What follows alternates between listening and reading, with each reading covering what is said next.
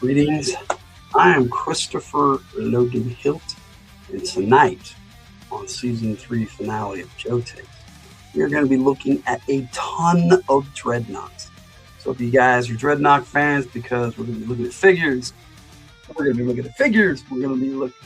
be talking Dreadnoks, and we're just going to have a Dreadnought night. We got lots of stuff to look at. So let's kick things off with a little Dreadnought music and the intro, so I can get ready as the G.I. Joe gamer.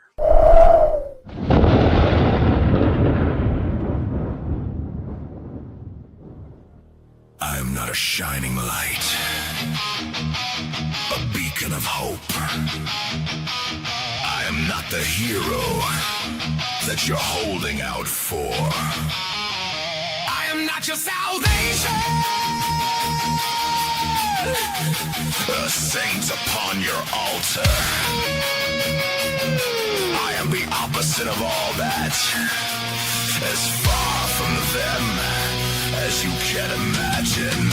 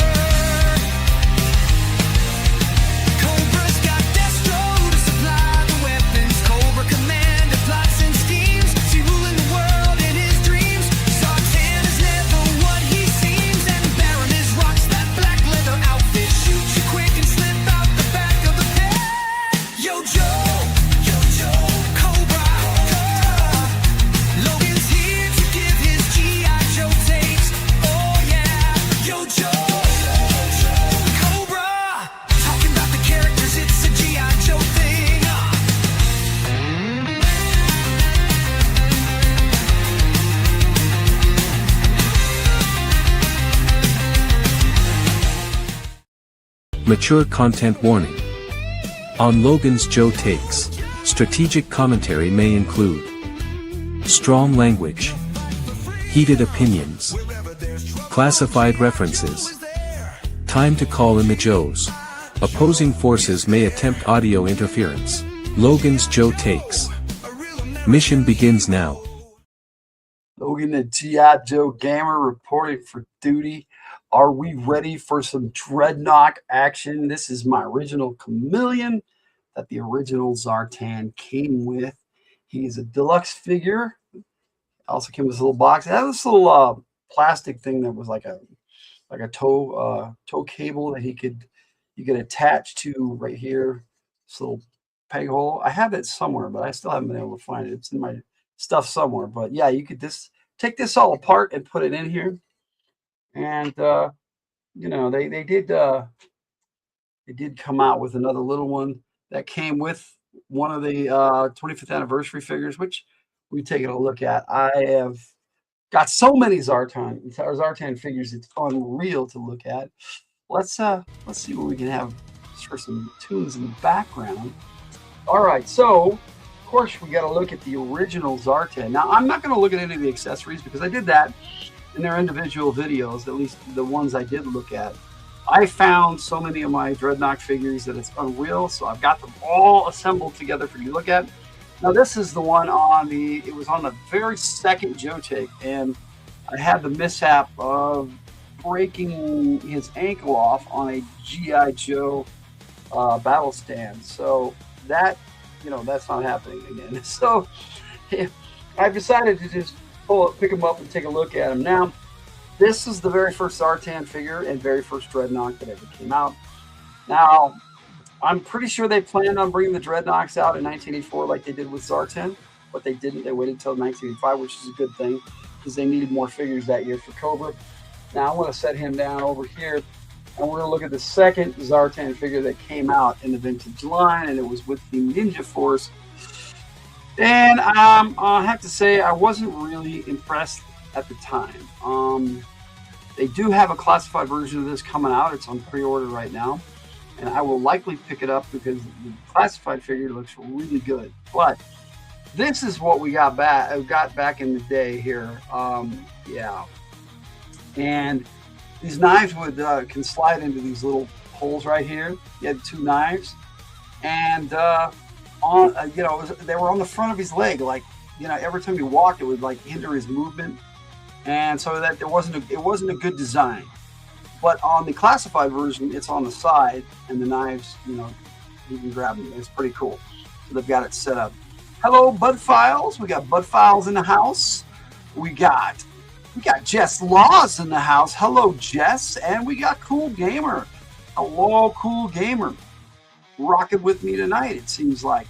So I hope everybody is doing well, and I meant to shout you out, but I'm just so excited to talk about these figures because, like I said, I got a bunch to go over tonight. So what I'm going to do is one character at a time. I'm going to show you the figures, and then so I can switch things out to the next character, I will play their file card. And if there's a lot, I'll probably play a music video too, like for Zartan after this. I got to move some stuff around to start the next one. So I've got a song for Zartan and his file card after showing you these figures. And we'll talk about Zartan a little bit.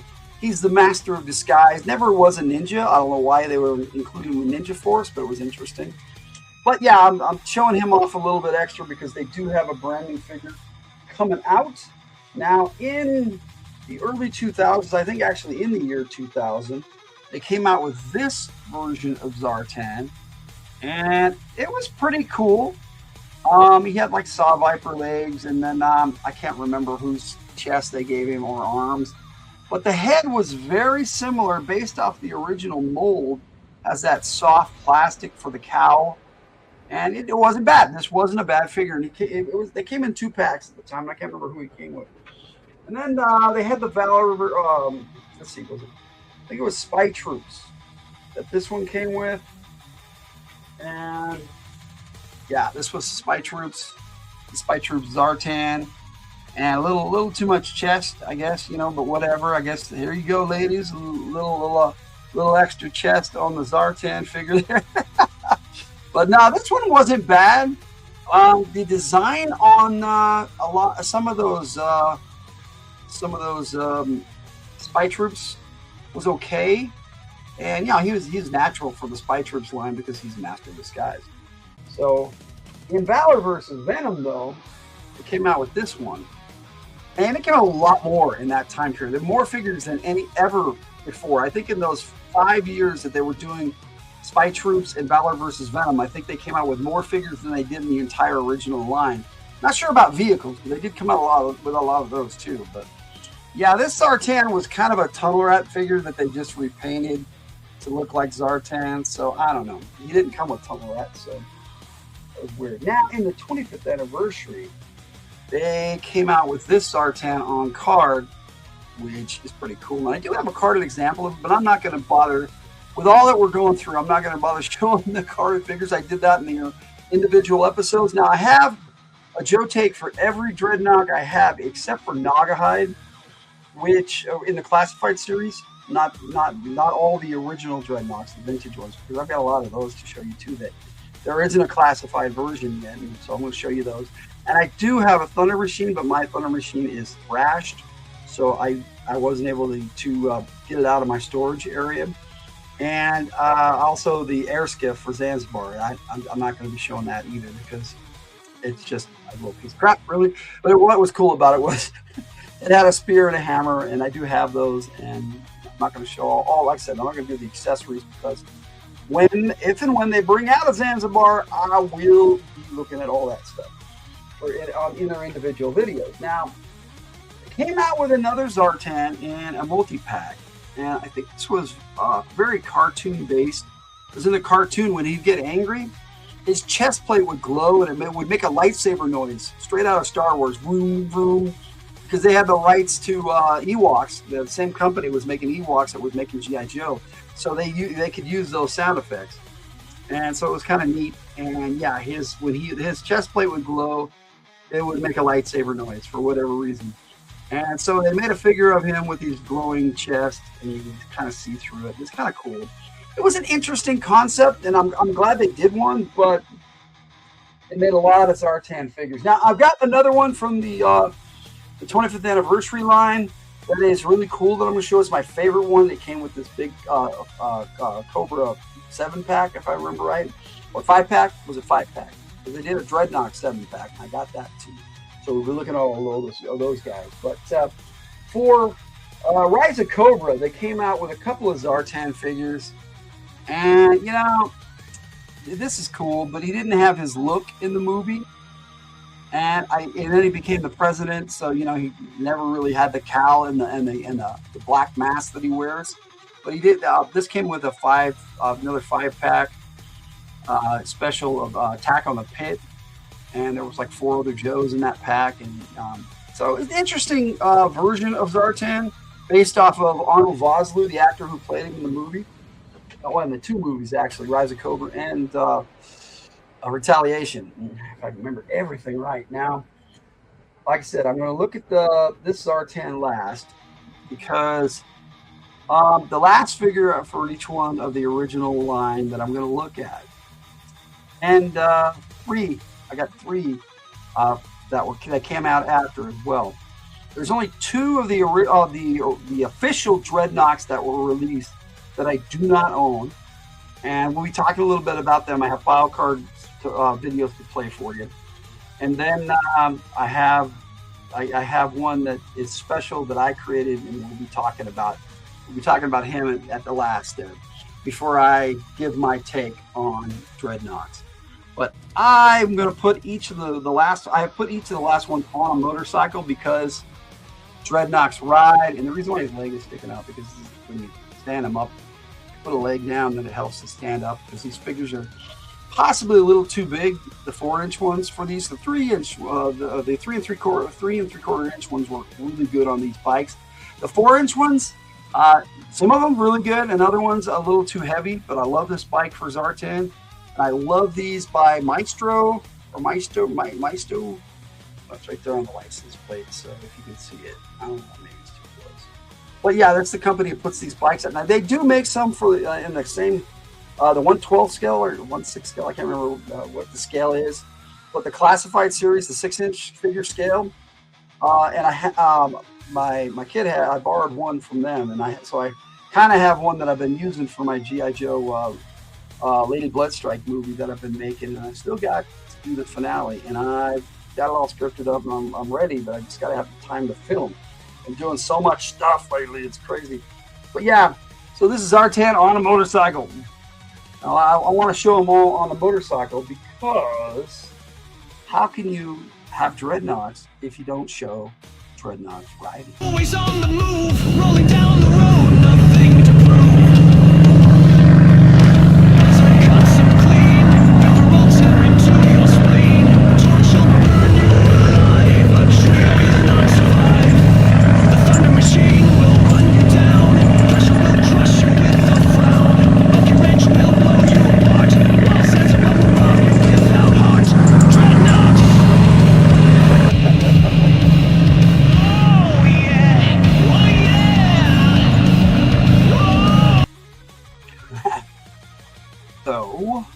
So Dreadnoks ride. Okay.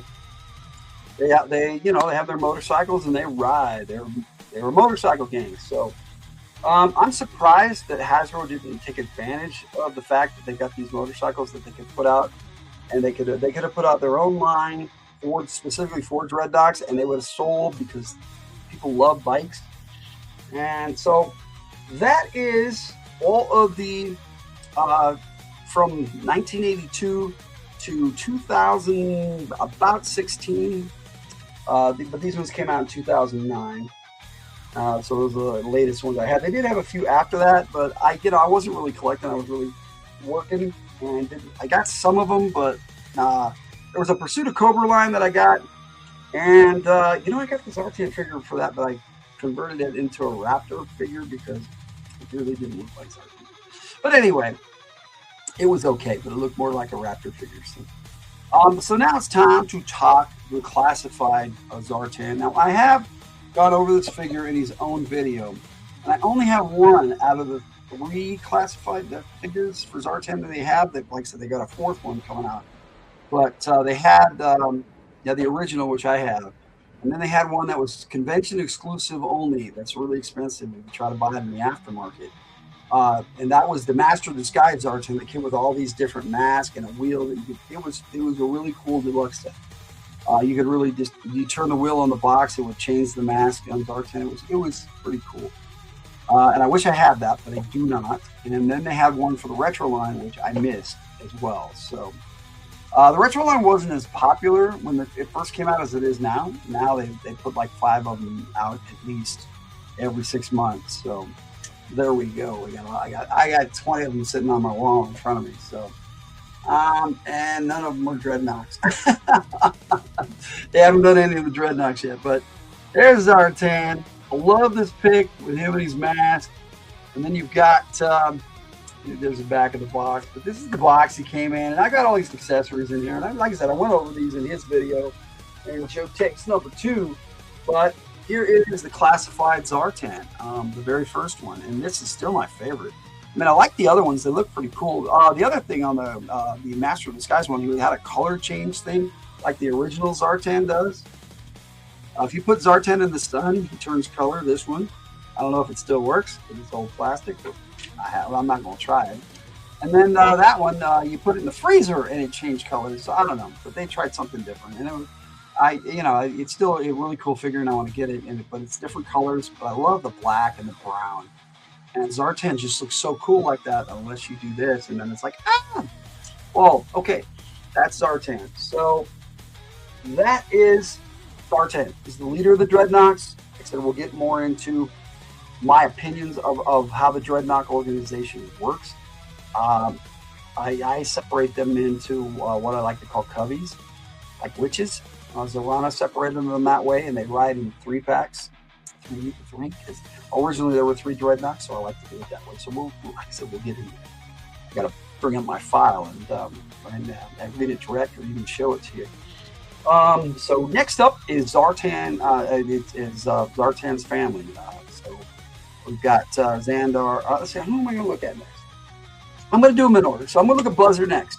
The 3 original Dreadnoks. So we're gonna be doing that. So I'm gonna change modes here and switch around to the next figure. In the meantime, I've got a Zartan song for you.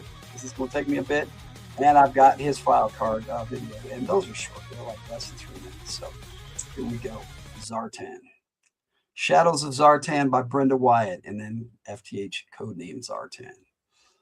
And hey, before I go, I gotta say, hey Zilla, hello, Superior Cyber Godzilla. Hey Zilla, it's good. Welcome in. I hope you like the Dreadnoks, because that's what we're talking tonight. All right, let's do this file card and this music video, and then I'll be back with Buzzer.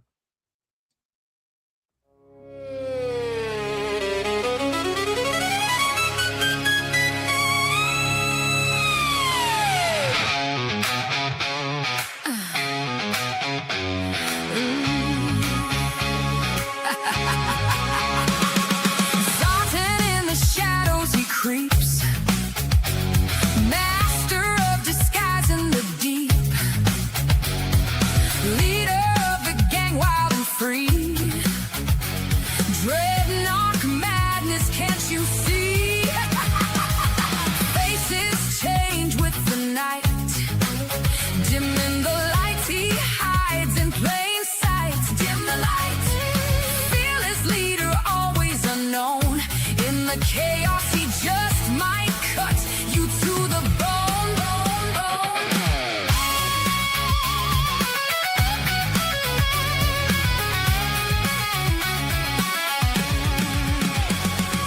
Zartan shifting through the haze, mystery covered in a maze. Dreadnok army agents of Cobra fighting strong in the night they can't go wrong. Cobra!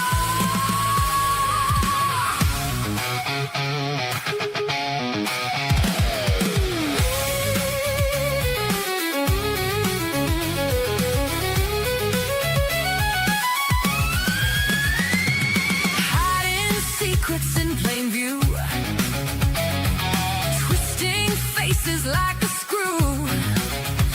Never know who he really is. He could be your neighbor. Trust broken, shatter like glass. In the night, the engines roar. Dreadnoks rage forevermore. Zartan's laughter echoes loud. Biker gang, too fierce, too proud. Desert sands and hidden tracks. Undercover stealth attacks. Voices whisper in the dark. Zartan's wake is most dark.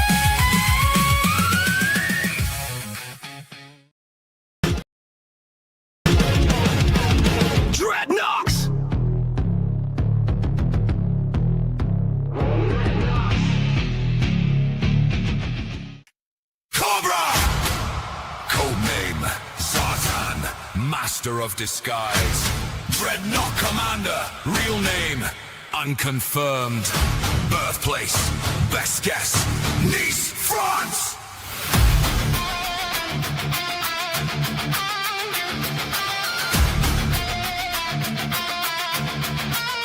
Primary specialty, Master of disguise and infiltration. Secondary specialty, espionage and sabotage.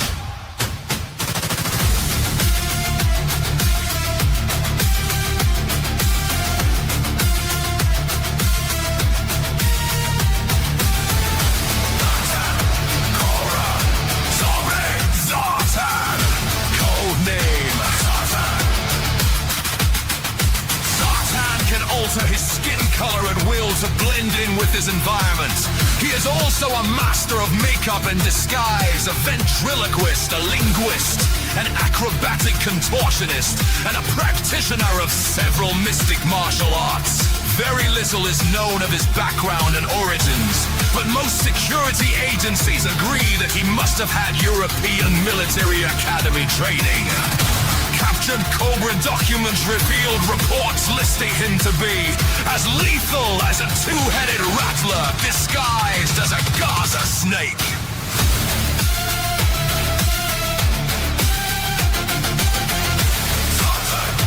Cobra documents. Psychological profile. Submitted by Psych Out. Extreme paranoid dissociative identity disorder grows into various multiple personalities to such an extent that the original personality becomes buried and forgotten. My personality changes as often as my looks, and they're both bad. There's nothing more amusing than becoming somebody else and then asking your friends what they think about you. I can be anyone, anywhere. You will never know that you are talking to me unless I wish it.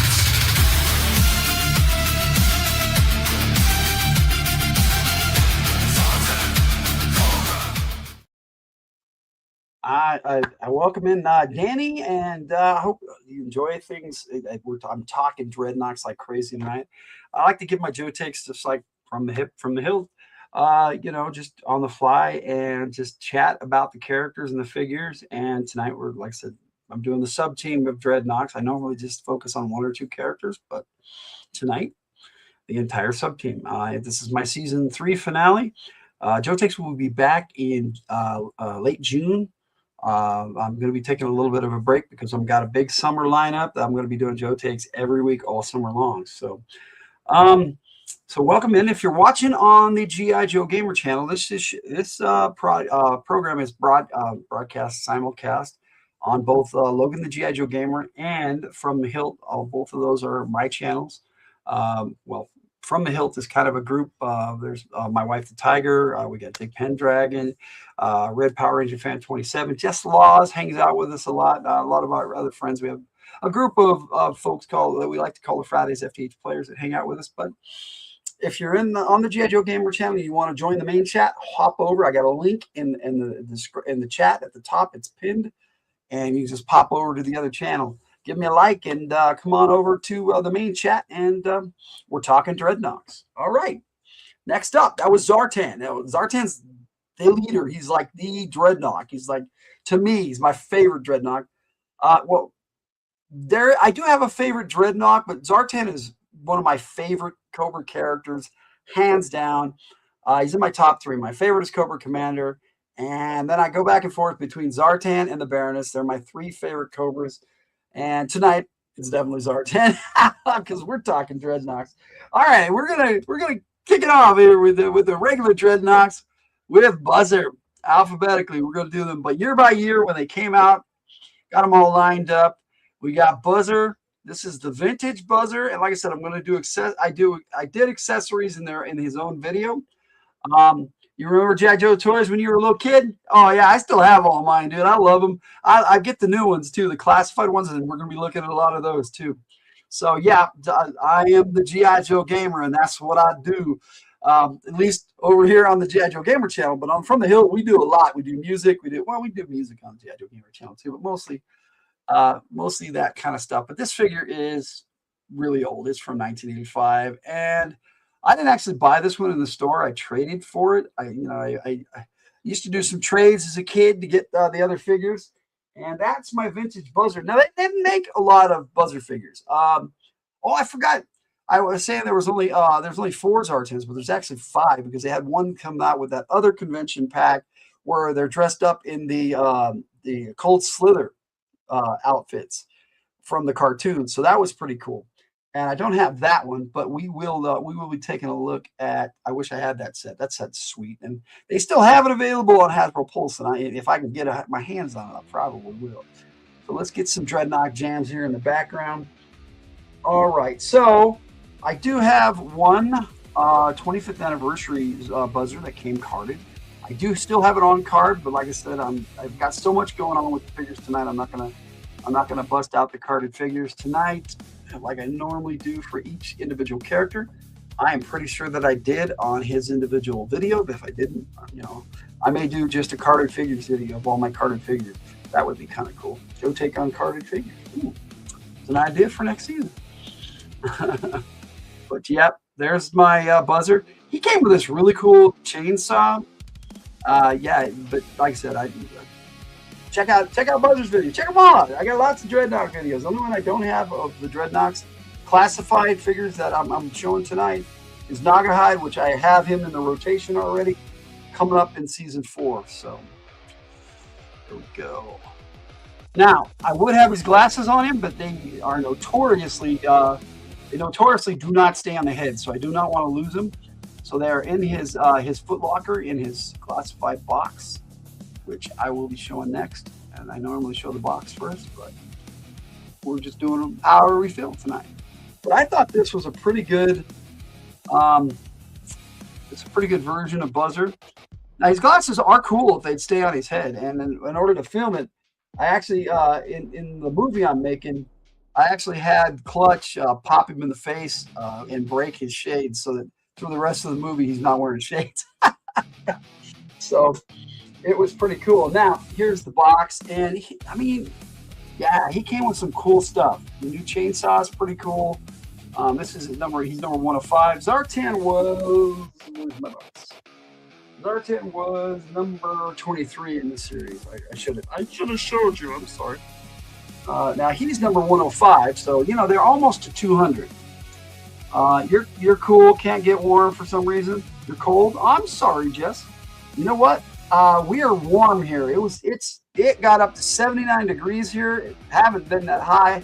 Hasn't been over 60 since winter started here in Utah. So yeah, there's his box, and the side art for all these. Not all, but most of the ones coming out now that are super cool since 100. So I'm going to set this aside. That's the Buzzer figures I have. So I'm going to play his file card video, and then we'll talk about Ripper. So hope you guys are ready for this ride, because I got lots of file cards to share with you on video that I make. I make these little file card videos, Danny. I hope you're enjoying them. And if you're still with us, I hope you're enjoying Joe Takes, because this is just the beginning, because I still want to talk about the sub-team, and I give my take at the end. And got music videos to share with you a little later, and we're just going to hang out and listen to some Dreadnought music. I'm going to play my Joe Takes 77. Got lots on Joe Takes 77, the promo video I made. And so that's where we're at. Let me see. I have brought these out of order because I was going to do them differently. I forgot to change them up, but all right, we're going to jump right into Buzzer's file card, and then I'll be right back because I'll swap it out for Ripper. G.I. Joe is the code name for America's daring, highly trained special mission force. Its purpose, to defend human freedom against Cobra, a ruthless terrorist organization determined to rule the world.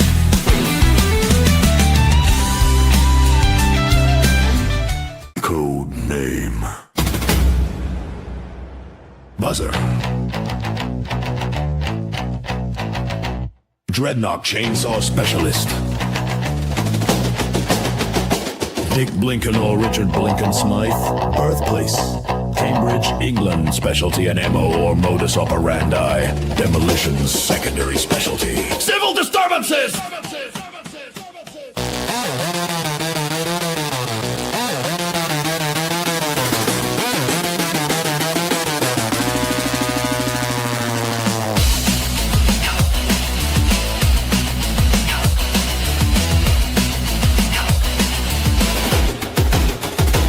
scavenger of the swamps, Buzzer can cut through steel, wrought iron and any metal except almond-tooth chainsaw. Buzzer was an extreme left-wing Cambridge sociology don who went to Australia to research the biker gang phenomenon, only to be transformed into the very subject of his research. Years of intellectual displeasure caused repressed psychotic anger, manifested in an intense desire to chainsaw apart the expensive gewgaws of Denkalotcha society. Cobra Commander knows I can't read. As a former college student, this is clearly a lie. For the benefit of his fellow Dreadnoks, say your prayers, mate! Buzzer to gung-ho. The Marines' response: now I lay you down to sleep!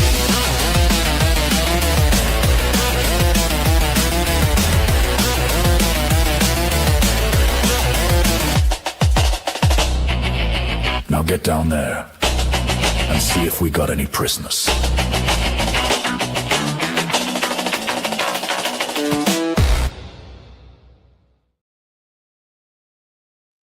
Sorry about the weather you're having there, Jess. Like I said, it's been really nice here the last couple of days. Today, especially, I mean, it's got really warm, but it's gonna. They're telling the weather says it's gonna get cold this weekend. All right, get some tunes on again because we'll some more Dreadnought jams. But here is Ripper. Oh my goodness, I traded for this one too originally. The only one I bought in the stores in the original was Torch, and he was one of the first 7 G.I. Joe figures I ever bought. So as a 15-year-old, I started actually collecting G.I. Joe, switched from Star Wars to He-Man to G.I. Joe, and once I hit G.I. Joe, that was it, man. These figures were so much better. Not that I don't like the other figures, it's just, yeah. I sold all those to get some more G.I. Joes at some point, but that's Ripper. Now, I have got 2 Ripper figures. I did this one first. This one was a Collector Club exclusive before they started really making them super nice, like in the classified style. And so this was the second Ripper I got. And you know what? This one might have come. No, the other one did. Yeah, this was the Collector's Club exclusive that I ordered through the mail. And this is an interesting Ripper. But I'm all the same. And he's got a pistol there, but it's molded on. It looks like you can take it out, but you can't. Or maybe you can. Let me see. Let's see. Nope, it's definitely molded on. Boy, some of them you can, some of them you can't. And on the older ones you couldn't. Some of these you could. Not this one, so I'm going to put him right back in the bag. Let's go ahead and set him out of the way right now. And we'll take a look at the 25th anniversary second carded Ripper that came with a comic pack. Or this might have been the one that came with on the card. I don't remember. I'm pretty sure it was this one. I know this was the carded one because the one that came with a comic 2-pack with Torch was a lot better. Had a day of feeling weird, random thoughts making me angry, feeling twitchy and shaky. Don't know why Insanity Med didn't help. Eating didn't help. Oh, I'm sorry, Jess. Well, hopefully you can hang out tonight, cool down, warm up, not cool down, but warm up. I'm cooling down, and maybe your mood will improve. Now this one, yeah, his knife in the back does come out. Let me see if I can play around with it a little bit. Nope, I'm just my imagination. It was all in my imagination. But yeah, this is a pretty cool Ripper figure. But I think the one that came with the comic 2-pack, and I'm pretty sure that's how it was. I'm pretty sure this was the carded one. Because I was never really happy with the Ripper that came on card because it didn't look like the original one. The one I've got on the motorcycle does. Got him on his own motorcycle. Got the green match Ripper, really cool. And the 25th anniversary Ripper actually sits on these bikes really well. And so there's my 25th anniversary Ripper. I thought it was pretty cool. Now, I hope you did too. Put the other Ripper over here. My vintage one. Oh no, that's right. I'm sorry. I'd compare them like I do the other ones. So you can see Now, before I do that, though, I'm going to show the box for Ripper. He's number 102 in the series. And arguably, I didn't really care much for Ripper until this figure came out. I wasn't a big Ripper fan. But I got to tell you, this figure changed my mind completely on this character. And this is hands down the best Dreadnought figure they've made thus far. Now, they've made some really cool ones, but the way they did this, and these glasses stay on really well. And Buster came out after him, so I don't know what their deal was. They had the formula. I don't know why they didn't. It's finally starting to get better. I just feel like complaining. No worries, Jets. That's, you know, it's a safe space. We're all hanging out, having a good time. Here's the classified Ripper, and yeah, this knife comes on out. I love the grip. Because we're not really, I'll go over his accessories. You got a pistol. You get the hand out of the way so you can see the pistol. But man, these classified figures are sweet. But this, even my favorite Dreadnought, which is Torch, he's coming up next, which is awesome, wasn't as good as this particular Ripper. His glasses do come off, Torch's do not. Torch came out after Buzzer, so he looks like Mr. T, kind of, yeah. And back in the day, that was a popular look. So, you know, but he's definitely a Caucasian dude. But you know, there he is in all his glory. Wow, rip up. Now, like I said, I'm gonna show you side by side here. I don't know if I did that with Buster, but whatever. We're just showing figures off. But yeah, pretty cool stuff. I love these figures. Hope you guys are enjoying taking a look at them. We're going to move right along to Torch, play the file card for Ripper for you, and I'll get set up for Torch. Let's have some fun. More Dreadnoks on the way, my friends. Dreadnoks!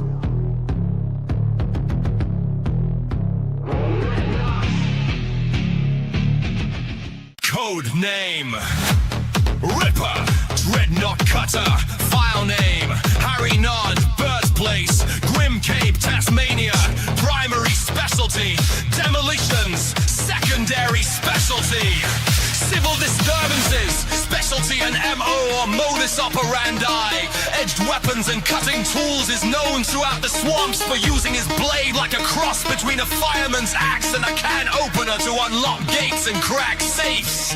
There are devils in Tasmania, and Ripper is probably the meanest of them all. Was expelled from nursery school for extorting candy from his schoolmates and spent most of his adult life in various correctional institutions.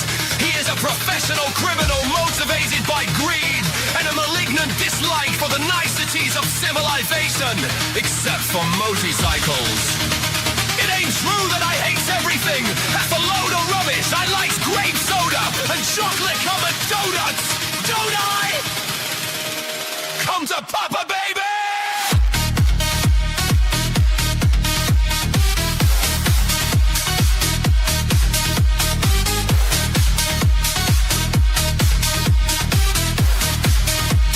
Code name.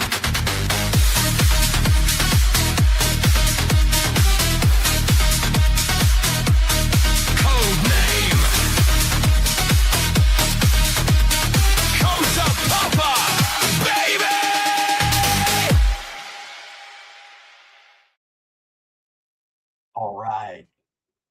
Ripper. All right, it's time for my favorite Dreadnought. I don't know why.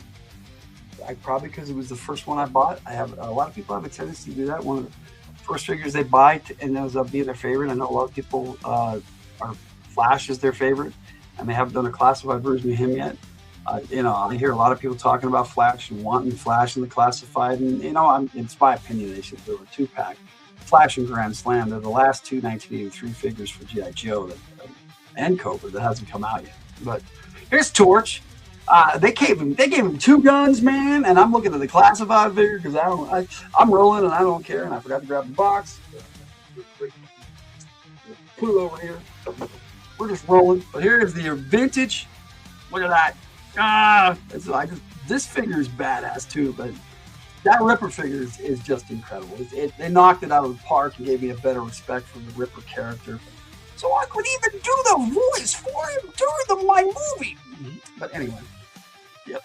Yeah. I don't try to do some of the other British accents and stuff, but Ripper's voice is so much like Cobra Commander's because they were both done by Chris Waddam, and I can do that Cobra Commander voice really well. But anyway, it's the vintage torch, and like I said, I bought this guy on card in 1985. All three of the original Dreadnoks came out in 1985. They are in the style of the 1984 figures because in 1985. All the new figures came out with a ball joint, and none of the Dreadnoks have that. So I'm guessing originally they were going to come out in 1985, but didn't. Just like Tool Booth. He came with the Bridge Layer Toss Across. He actually came out in 1985 as a series exclusive, but then regular release in 1985. So he doesn't have the ball joint either for the 1985 year. But here was the first 25th anniversary one, and I don't think they made a torch in between there. I got a lot of, that's possible. I could look it up on Yojo.com. That lists all the vintage figures and all the ones that came out in the 2000s and all the 25th anniversary, all the way from 82 to like 2017. So yeah, it's a fantastic website and resource. But I didn't really care for this one. The look for him, just like Ripper, and it might be backwards on Ripper, but this definitely was the carded torch because he's my favorite. That's why I remember. And I got in this bike because it's got flames, and this is a bigger, heavier bike, so it works actually better with the modern 25th anniversary. This is the one that came with the comic 2-pack and on his back. Oh yeah, there you go. I'm pretty sure that says Melbourne Maulers. That was his original gang that he was in, Motorcycle Club. They're not called gangs, but whatever. But so I've already paired up the classified and then the original. We've already done that comparison. But we're gonna take a look at the box for Torch, and we're gonna just roll however the hell we roll today. I love that artwork for Torch on the side. Yeah, on these newer ones, they have the window packaging, but they don't have artwork for the character on the front. I don't like that, but that's how they're doing it now. And they've done a lot of them that way, and I think that's the way they're going to roll. And they can put the art on the front because they do have some like that they did for a while. There's Torch, and that's going to take us to Torch's final card. All right, let's do this. I do have a song for Torch called "Burn It Down," but I'm not going to play that one. Maybe later if you guys request it. It's a cool song, but it's death metal, and I'm just not feeling that tonight. So let's do this. We got Torch coming at you. All right, Torch. Dreadnoks!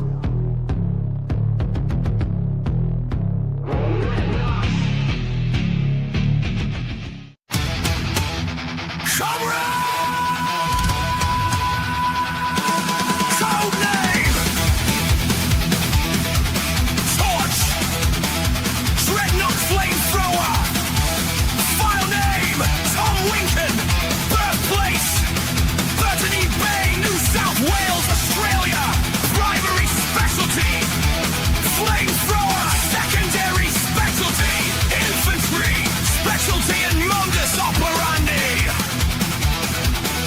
Works with oxyacetylene torch as a general cutter, mostly on remodeling stolen cars and occasional safe crackings, scavenges the swamps for fun and profit. Subject was remanded to Borstal, Australian for reform school. At age 14 escaped and went to sea in the merchant marine, where he learned the use of the cutting torch. Torch is an illiterate, unrepentant thug whose penchant for sudden and unexpected violence is matched only by the utter depth of his stupidity.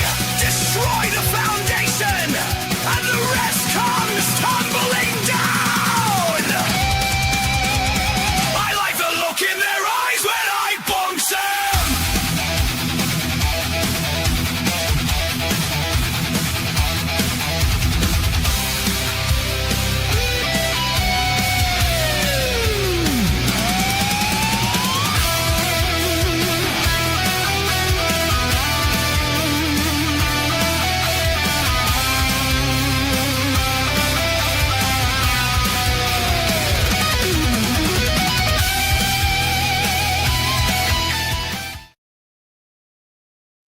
All right.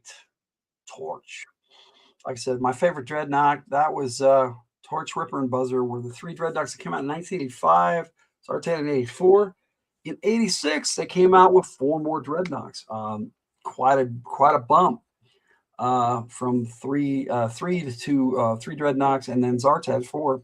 They made a total of 8 in 1 year in 1986. Let's see some Dreadnought jams going here. Now, they only made 3 of this figure. This is Xandar. And I'm doing this Xandar and Zarana first, and then the 2 new Dreadnought recruits. Xandar and Zarana are definitely Dreadnoks. Unlike Zartan, who can lead the Dreadnoks and come back, and he's the Dreadnought leader, but Zarana's kind of the queen, and there is a contender to that title as well. But here we go. This is Xandar, and he and Zarana had the color change plastic, so fixing this figure is a bear. You have to pop it open, and I had to, because when the O-rings go, you have to replace them. And I did this one really good. My original Xandar, I cracked all to hell, and it just so happened that my brother had one that he gave me years later, and I was able to open this one successfully without cracking it open and cracking the plastic. This plastic is, because of the color change stuff, is really kind of soft, but yet when it gets old, it gets not brittle. It gets like almost waxy. It's kind of weird, but kind of cool at the same time. And that's the vintage Xandar. They did come out with one in the 25th anniversary line, but it was like in 2015 as part of the 50th anniversary, if I remember correctly. And I got him on a motorcycle because I got him a badass bike. And he rode a motorcycle on the cartoon that wasn't as cool as this, I have to say. So I managed to pick out a great bike for Xandar. Fits him very well. Now, he and Zarana are twins. Now, that's something I learned just within the last few years. It wasn't something that is on their file cards or anything. That's just newer canon. And so they kind of feel each other's emotions, and they don't have a telepathic link or anything, but they're twins, so they have that kind of bond. And this Xandar is really badass. I really like it. It came with the Dreadnought 7-pack and for the 50th anniversary. And there you are. That's how we roll. The classified box for Xandar now. This figure is dynamite. I mean, it's he's okay. Well, yeah, I haven't been telling you the numbers. Ripper was 102, Torch was 123, and Xandar is 145. Now, like I said, he came out in 1986 originally, but this came out last year, and I thought they did a really good job on updating the Xandar. And we're looking at the classified figure. Take a look here at a comparison to the vintage and the new one, the classified version. So here is the classified Xandar. Now he has a holster for this really badass blade. He has this almost part axe. It's a really wide blade, and yeah, check out Xandar's video and you'll see those accessories. But yeah, my Joe take on Xandar was last year in the summertime. Part of this season, probably the biggest season this show's ever going to have, because I don't know if I'm ever going to be crazy enough to do what I did last summer again. I'm going to do something cool this summer, but not like that. I had a movie clip every week from my G.I. Joe Lady Blood Right that I still need to finish, but I showed off like 11 clips for, I'm pretty sure it was 11, the preamble, and 10. And so here's the vintage and the classified together. And I thought the update was much better. And he had the same guy doing his voice in the cartoon as Optimus Prime, believe it or not, Peter Cullen himself, from Transformers, if you know what I'm talking about. You know your G.I. Joe, you probably know some of your Transformers, at least a little bit, because they crossed over in the Larry Hamaverse. Take this battle stand right off, set him over here. All right, Xandar's file card, and then we'll look at Zarana. Let's do this. G.I. Joe is the code name for America's daring, highly trained special mission force. Its purpose, to defend human freedom against Cobra, a ruthless terrorist organization determined to rule the world.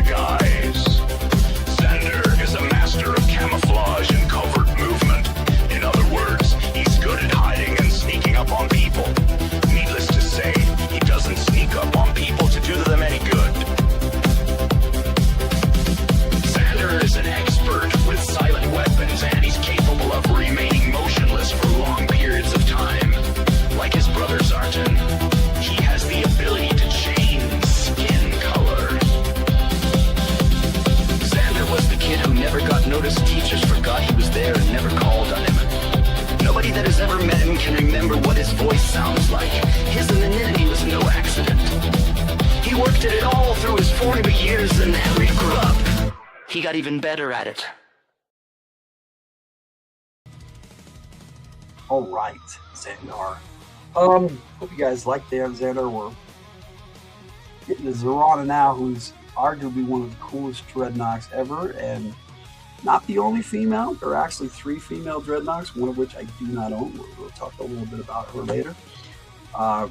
Near the end of talking about these figures, because we got quite a few figures to get through.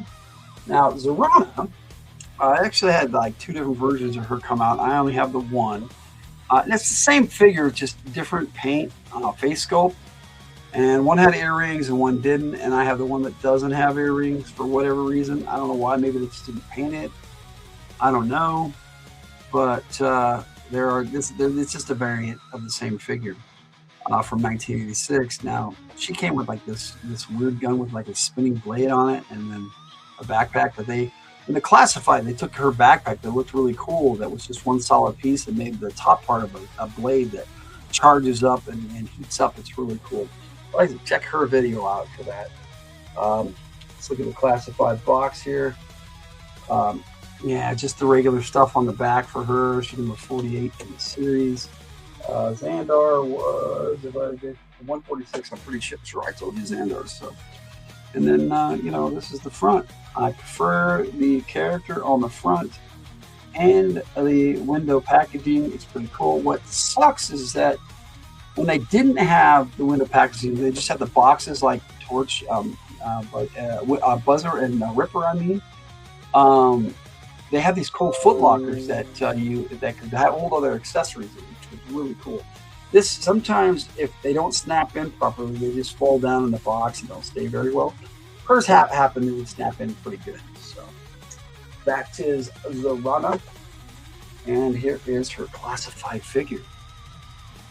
I'm digging this one. She has, unfortunately, she had the Lady J syndrome, where you could take off her hair and swap it out for a different hair piece. But I like this one the best. So check out her video to see the other one, because I do show them both off. She does have a second blade, a holster. I took that blade out because where it's at right now, if I put it forward, then it's okay, but it snaps in there really good, so I don't mess with that one. Because if you leave them in the holsters and stuff, they actually warp and bend, and it really kind of sucks, and I don't like to do that. So yeah, here is the new Zarana compared to the original, and I think you agree. I think they've done an outstanding job of making this character look so much better. All right, so like I said, Queen of the Dreadnoks. We'll get into a little bit more of that. Now, I do not have a 25th anniversary one of her, so I do not have her on a motorcycle, because I don't want to. I do put her on a motorcycle sometimes, but she doesn't stay very well, and I got a really cool one for her. Right now I have Xania on that motorcycle. And I do have more motorcycles than I have Dreadnoks, so I have more than enough to keep them all on a motorcycle. And I could have put her on one, but it doesn't. She doesn't stay right. And she just kind of falls off. And I'd rather not break my vintage Zarana, because that's the second one I had to acquire. My original one, I let a kid play with that I was babysitting, and they took it home with them, and they never brought it back. And I'm like, oh, damn. Okay, so that's gone. Such is life. All right. Here is Zarana's file card, and I'll set up the next one, Monkey Wrench. G.I. Joe is the code name for America's daring, highly trained special mission force. Its purpose, to defend human freedom against Cobra, a ruthless terrorist organization determined to rule the world.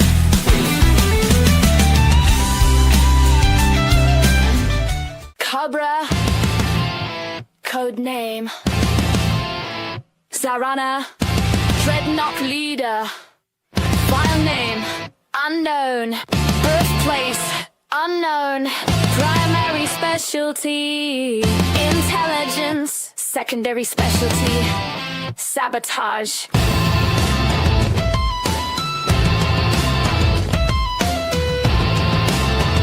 Zarana is the sister of Zartan and Xandar, a professional assassin. She is an expert in small arms, explosives and edged weapons. Zarana is a master of disguise who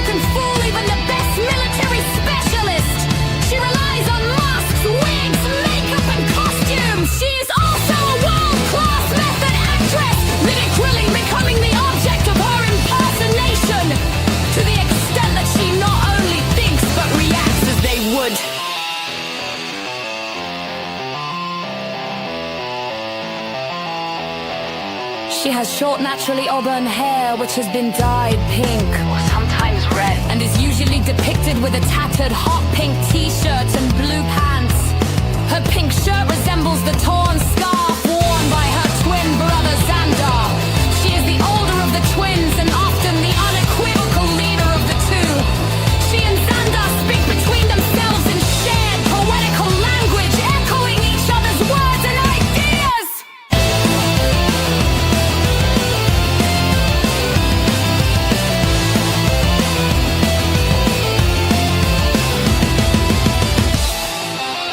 I disguised myself as Zartan once and tried to fool the Dreadnought gang.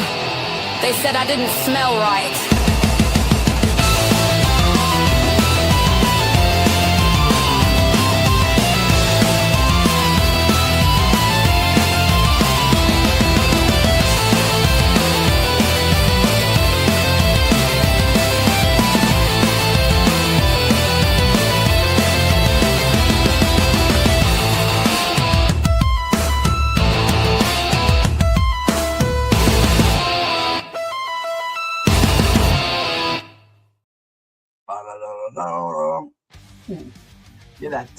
Give that one a kind of a British punk feel to it.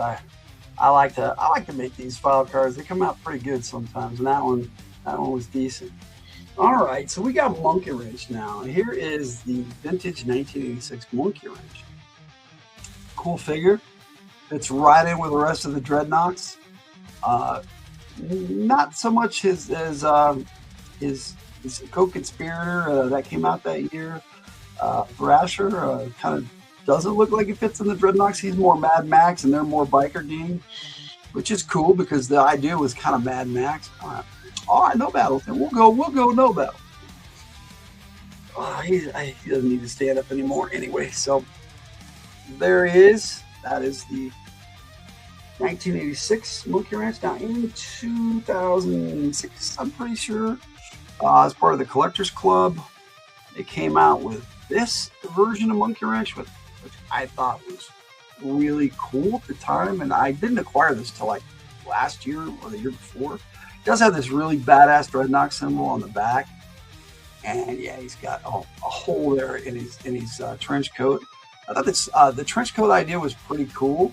And it came with these two shotguns that can slide into these holes right here, but they don't stay very well. But that was the idea, so we could pull his shotguns out of his trench coat, hide them, and keep them concealed. And yeah, I tried to put this figure on a bike. I had to take the trench coat off, but it's a pain in the butt to put it back on. So I'm not doing that again. But yeah, there's the 2006 Monkey Wrench. Now they did come out with one with the 25th anniversary. So I got this bad boy on a bike, and he looks very much like the original, more so than that 2006 one did. I got him on a decent Harley Davidson that I thought that kind of just fits Monkey Wrench. It's very sleek and techno a little bit, very tech, ninja style of motorcycle, as it were. But he's into gadgets and tech and technology, so I thought that was a better fit for him than one of the bigger bikes. But this one's pretty cool. I will drop my Dreadnought. There he is. That's the Monkey Wrench on the motorcycle. Now, let me grab the box because of course. Oh, I did grab the box with it. Oh, no, I didn't. I'm looking right at it. He is number 167 in the line. Now, Monkey Wrench. I thought this update from Monkey Wrench was just so cool. And we'll be taking a look at it. But the artwork, he came with this gas mask, which is what they got him in the artwork. I wish they'd have done him more towards the original style, but they got the gas mask in there. So I'm going to show him off like he does the original. But I did, just with the last sometimes the accessories fall out and don't stay in very well. Wish they had the foot lockers on the bottom or something. That would be cool. I don't know why they don't do stuff like that, but you know, it is what it is. But yeah, I in his video, I did a mashup with him and Dialtone from 1986 in January. So check that one out. That was just a couple episodes ago, really. And this You can check out all these accessories in that video. So that is the box for Monkey Wrench. Now we'll look at this figure, because man, they have really the glasses. They didn't screw it up on this one either, like they did with Buzzer. They didn't make it a solid piece like they did with Torch, which was cool because the glasses don't come off, but at the same time, it's cool that you can take the shades off. I mean, that's just badass. I think they got it right with Monkey Wrench and with Ripper. So there they are side by side. Like I said, a very decent update on this figure. So Monkey Wrench looking cool as a Dreadnought. There we go. All right, I'm gonna play his file card and I'll set up Thrasher. Now, like I said, I wish I had my Thunder Machine to show you, but it is in a shambles. It's just not worth showing, to be honest with you. And if I do a Thrasher video, if they bring a Thrasher out, I will try to acquire a newer Thunder Machine for that video. And if he comes with the Thunder Machine in the classified line, that would be very cool, because then we just show that one. And I'd like to buy one, but Monkey Wrench. Here's his file card, and then we'll take a look at the next one. G.I. Joe is the code name for America's daring, highly trained special mission force. Its purpose, to defend human freedom against Cobra, a ruthless terrorist organization determined to rule the world.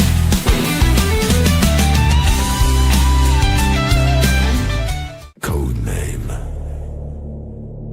Monkey Wrench. Dreadnought Demolitions. File name Bill Winky. Birthplace Brill, North Wales. Primary specialty demolitions. Secondary specialty Civil disturbances.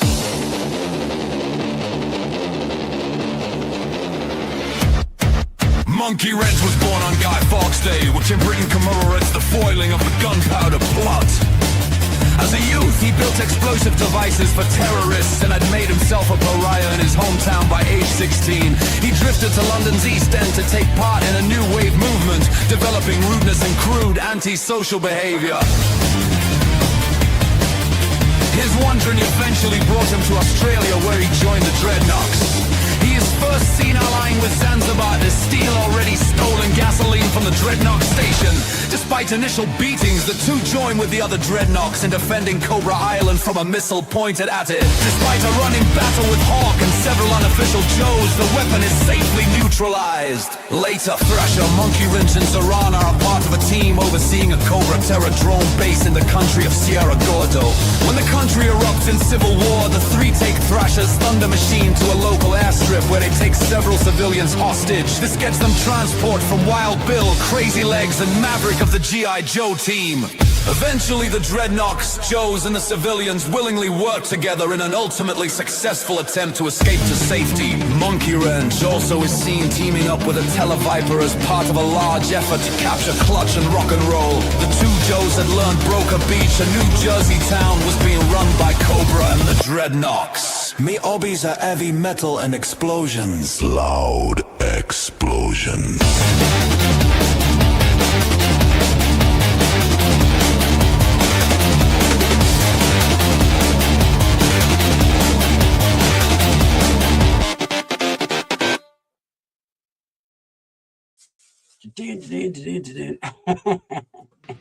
All right, that's a cool file card.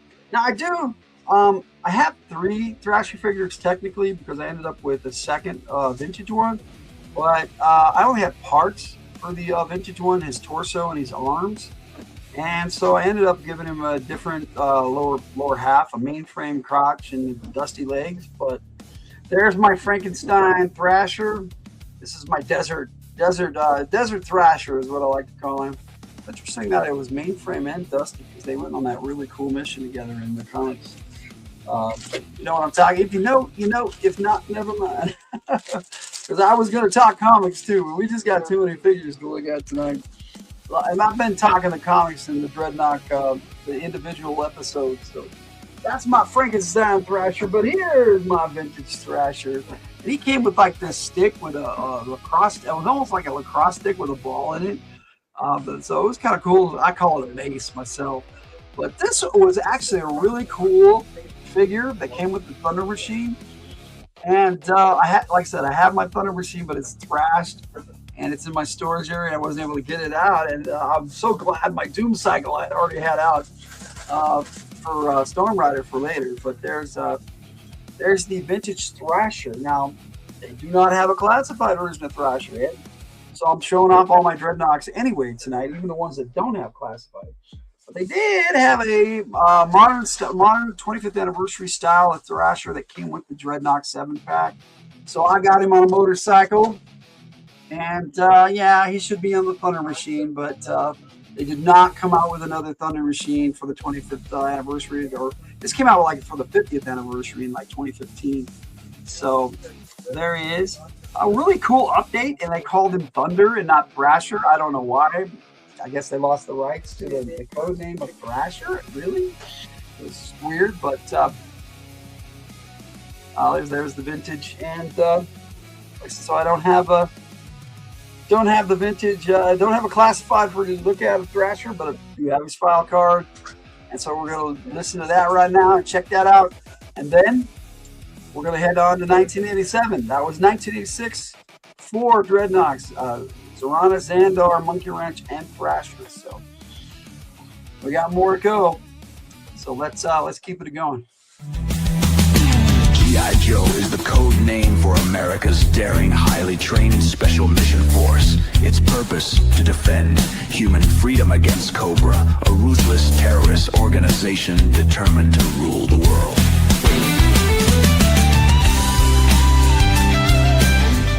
Code name Monkey Wrench. Dreadnok Demolitions. File name Bill Winky. Birthplace Rill, North Wales. Primary specialty demolitions. Secondary specialty civil disturbances.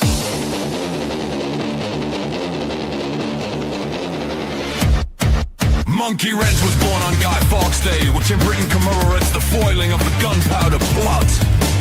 As a youth, he built explosive devices for terrorists and had made himself a pariah in his hometown by age 16. He drifted to London's East End to take part in a new wave movement, developing rudeness and crude anti-social behavior.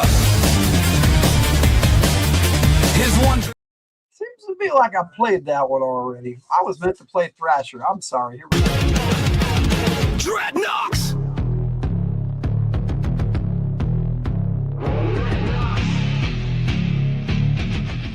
Code name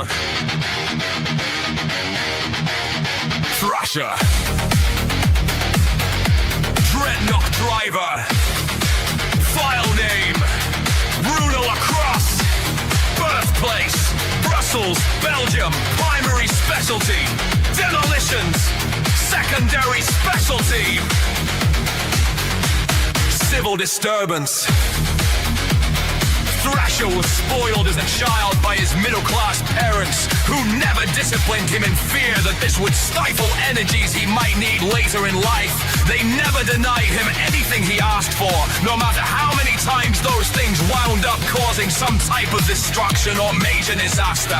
After his parents were crippled in a car wreck, which may or may not have had anything to do with Thrasher's repair work on their brakes, this wild child wandered into the swamps where he could do what he pleased. There he met Zartan and the Dreadnoks, who welcomed him in as one of them. But even by Dreadnok standards, Thrasher is pretty low, almost deriving pleasure from inflicting misery and suffering on others.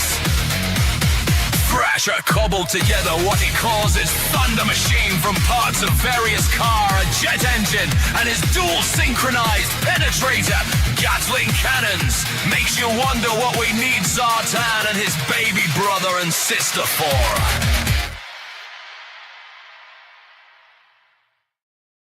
All right, Thrasher. Now we're back on track. So as of 1986, the Dreadnoks had 8. And then in 87, they only brought out one more. And it came with a vehicle. It wasn't a very good vehicle. Like I said, it was a little air skip for a Dreadnok Pirate. Interesting. It looks cool. The artwork, the toy itself. I love the little hammer and spear that came with it. Well, it came with him because he was technically a deluxe figure. And as far as I know, they only ever came out with 2 Zanzibar figures. So here is the Dreadnought Pirate Zanzibar 1987 figure. They had a lot of cool figures come out in 1987, and he was no exception. Not a very popular Dreadnought, not even with the Dreadnoks themselves, but you know, it is what it is. They continue the Dreadnought sub team, and oddly enough, it was that year that they actually started doing other sub teams. They started the Battle Force 2000 at the end of the year into 1988. Most people count Battle Force 2000 as 1988 figures, but I bought them in 1987. I remember I was there. Got them all. And most of them I got in 1988, though I have to admit. But I did buy the figures in 1987. It was the vehicles I ended up getting in 88. So maybe the vehicles didn't come out until 88, but the figures did in 2 packs. And then they came out in single packs, which is I'm pretty sure I bought them in singles packs. But here is Zanzibar, and I like the update. He came with a big old sword, and he looked very, very pirate-like. I mean, you know, there he is. And that's the only 2 Zanzibar figures I think they've ever produced. And they can easily make an air skiff, or just have him come out without one. I mean, I think we'd all be fine with that. So that we have the last 2 vintage Dreadnoks in the classified line. There's just him and Thrasher. That's it. They have all the rest from the original vintage line from 82 to 94. So there's Zanzibar. I'm going to put this bike over here because I'm going to go over all the bikes one more time before we wrap things up with the figures. But there is the Dreadnought Pirate. All right, I'm going to play his file card, and I'm going to get set up for the 1988 Dreadnought that came out. Dreadnoks!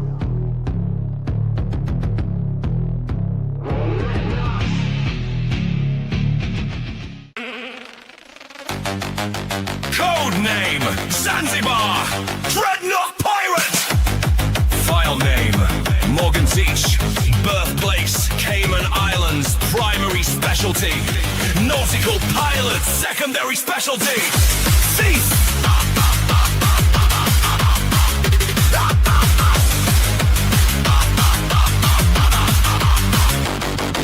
Zanzibar was raised on a garbage scow, spending most of his formative years picking pockets on crowded piers. He tried river piracy, stock fraud and smuggling, but felt that these were too much like real work and not nasty enough for his taste. Zanzibar was immediately taken on as a dreadnought when he delivered a load of bootleg gasoline to Zartan's filling station.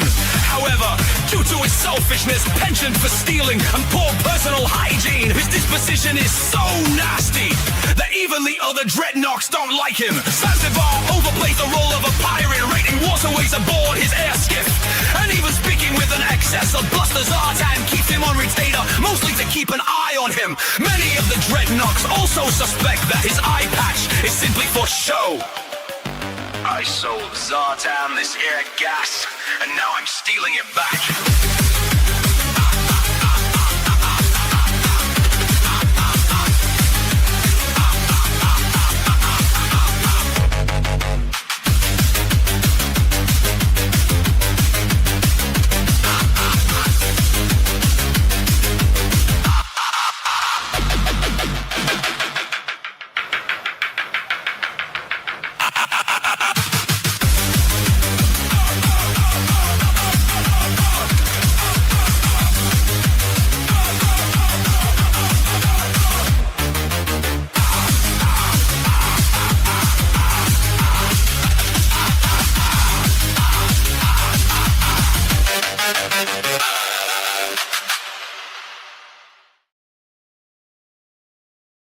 So of the 11 Dreadnoughts that came out in the vintage line, Zanzibar and Thrasher are the only 2 that haven't come out with it, both vehicle drivers.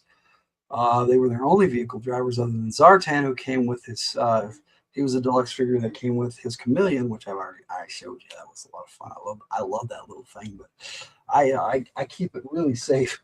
I keep it up there safe and sound. But okay, 1988. They did come out with a Dreadnought.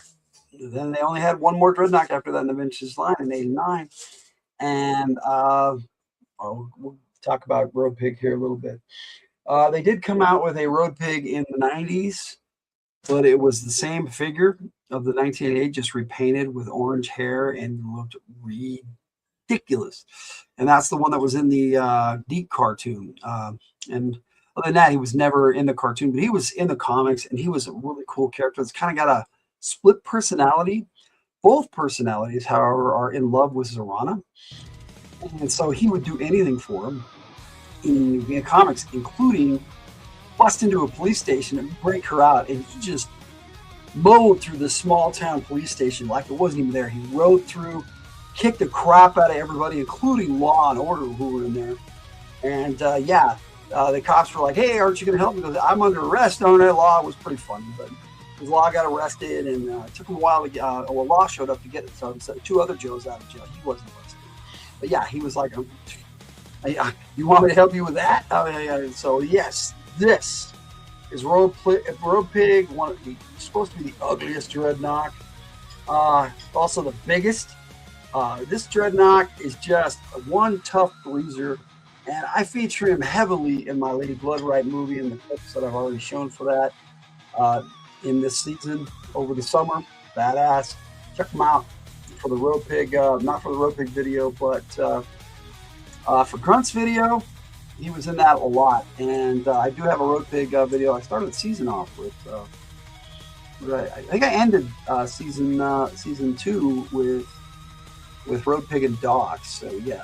They've already got classics. They're on a classics episode already, and we'll talk a little bit about the classic episode because I got 3 more of those for you this season before I quit doing Joe Takes for a little bit till summertime because man, I got some stuff planned.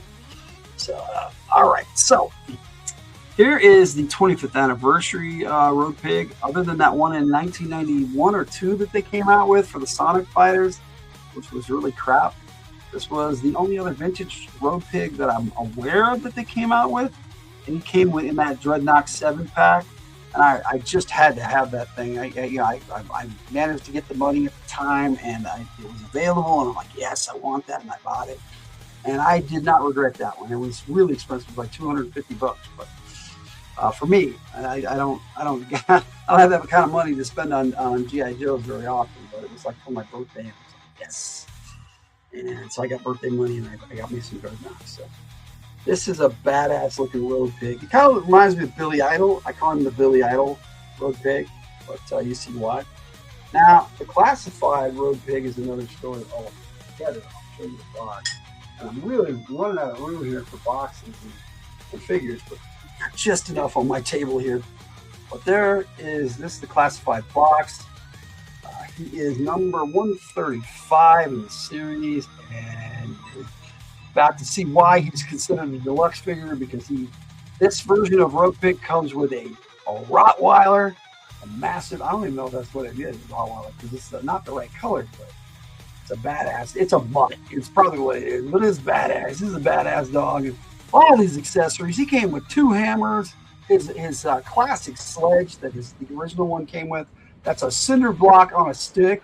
And then he came with this other one, his Road Pig Maul.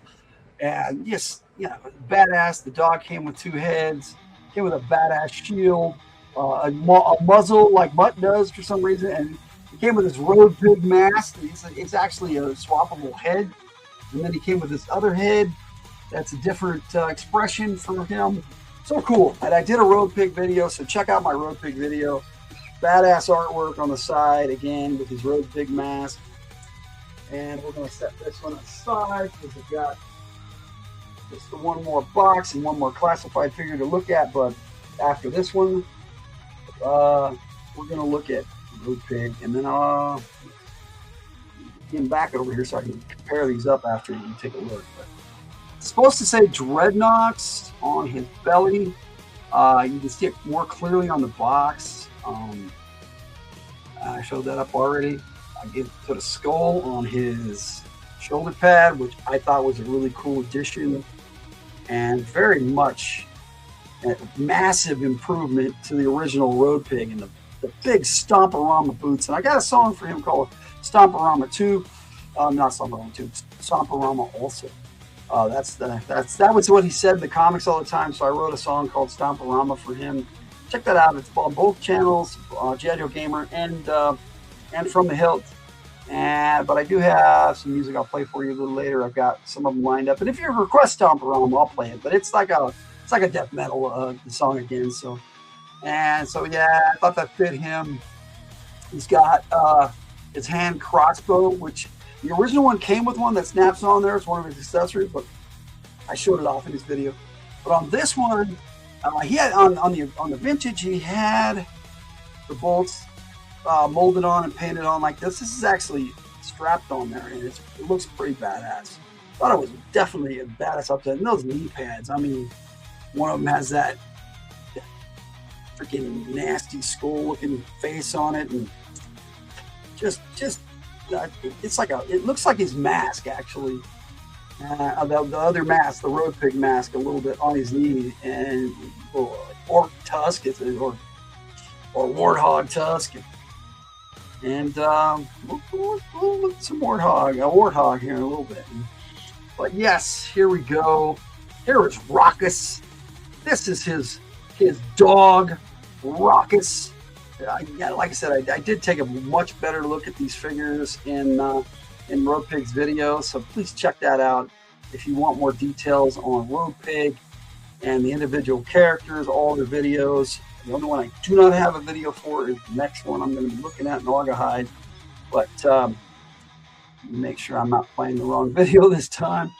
But there's Road Pig. I'm going to leave the dog over here because the dog is cool, but there's the vintage comparison again to the classified.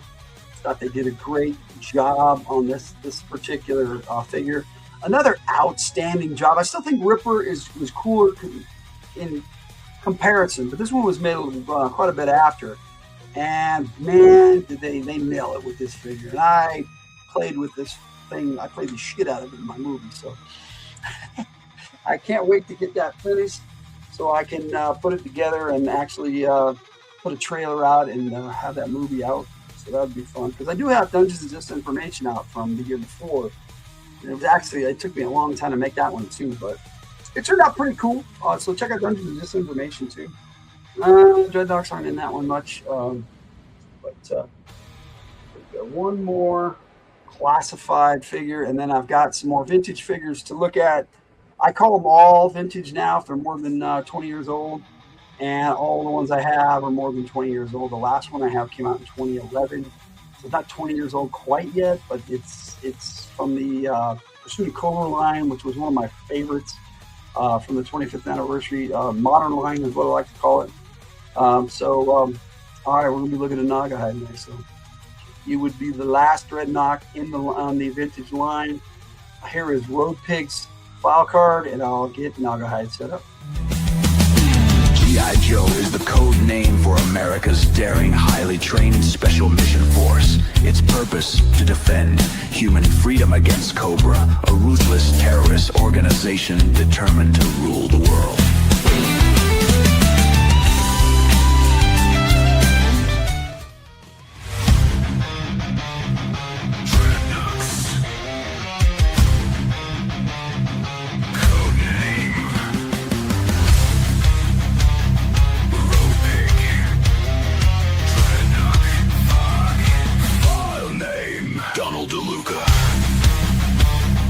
Birthplace, Michigan.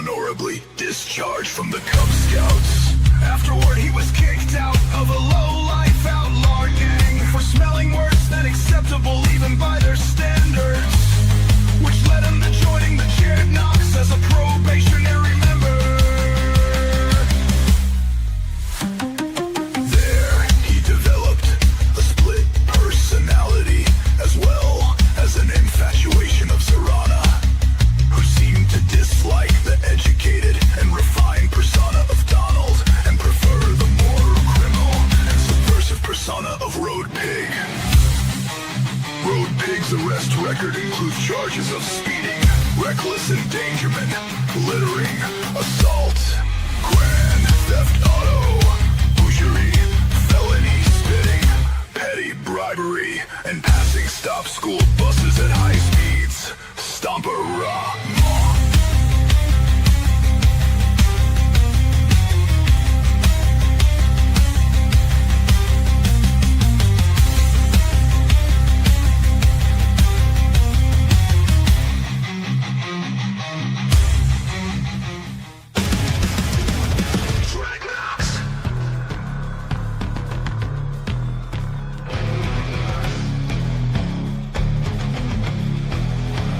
Rolling down the road like thunder.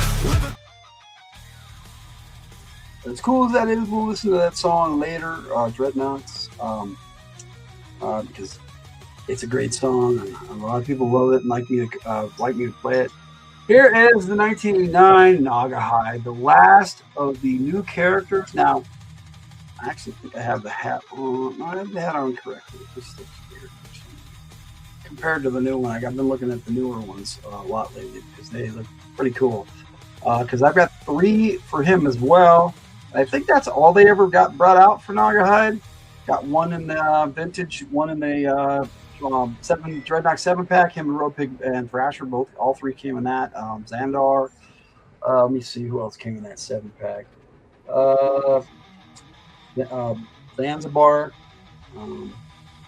Yeah, they did, and I've got another one to show you a little bit. Yeah, I knew the new character. Well, they had one other figure of this other new character, and I'll talk about her in a bit. But there is Naugahyde. I love the mutton chops on this boy. That mustache just goes all the way up to his ears. Pretty cool. I dig that figure. I mean, he had for a vintage figure, he had a knife that would go slide right into that little slot right there on the figure. He has a gun molded on down there, and the hat. And without the hat, he's bald, but he doesn't look bad bald. Actually, he's one of the few figures that doesn't. And there you go. I mean, that's the vintage Naga. I'm sitting down. He came with a warthog. Now, the warthog, for as far as I know, the warthog was originally named Clyde. I don't know where that term came from, that the warthog's name is Clyde, but everybody always called the warthog Clyde.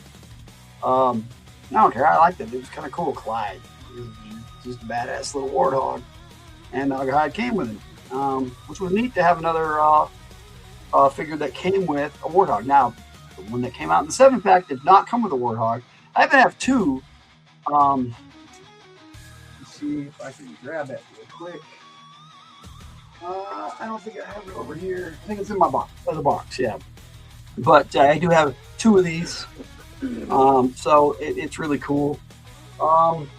They renamed the warthog the Pork Belly. I don't know why. I think Clyde's a cooler name, but Pork Belly works too. Maybe it's a different one. Maybe he ate Clyde. I don't know. But I got a really cool bike for Naugahyde, and he's on a bike. And Road Pig had to get a big old bike to put him on. But this guy fits on this one really well, and I found one that really works. These bikes are, like I said, by Maestro. They're really awesome. I bought them all at Walmart. I think you can probably get them online. I thought it was a good series that fit my Dreadnought figures really well. And yeah, this hat does come off, but like I said, it's a way cooler Crocodile Dundee style bush hat. Wakando has one of those too on the go-to. Yeah.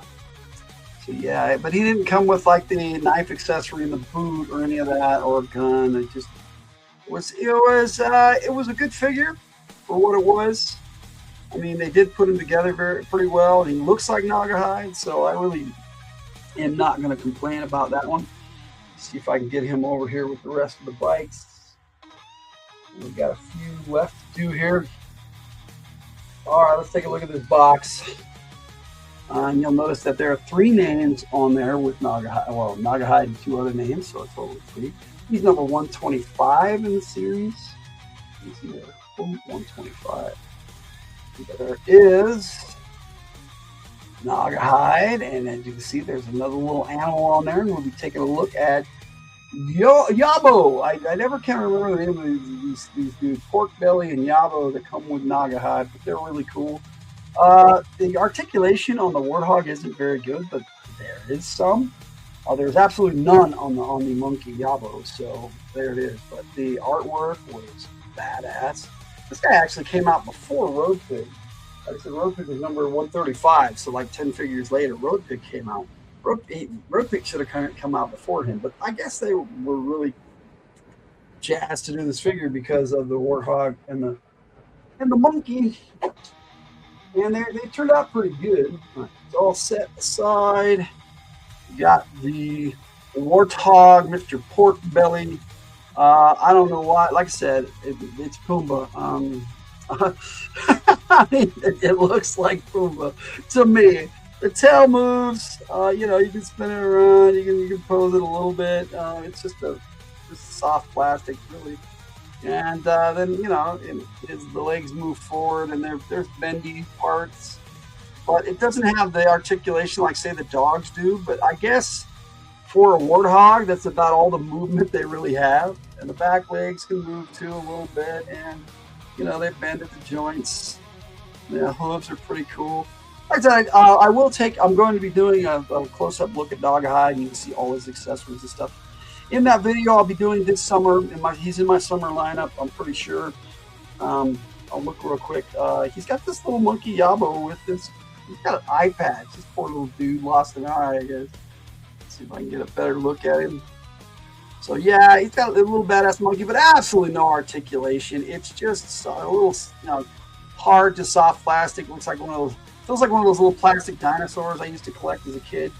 I wasn't really big into dinosaurs, but they had them for real cheap at the little liquor stores and stuff, and I got them as a kid. Way when I was way. So yeah, that's a lot.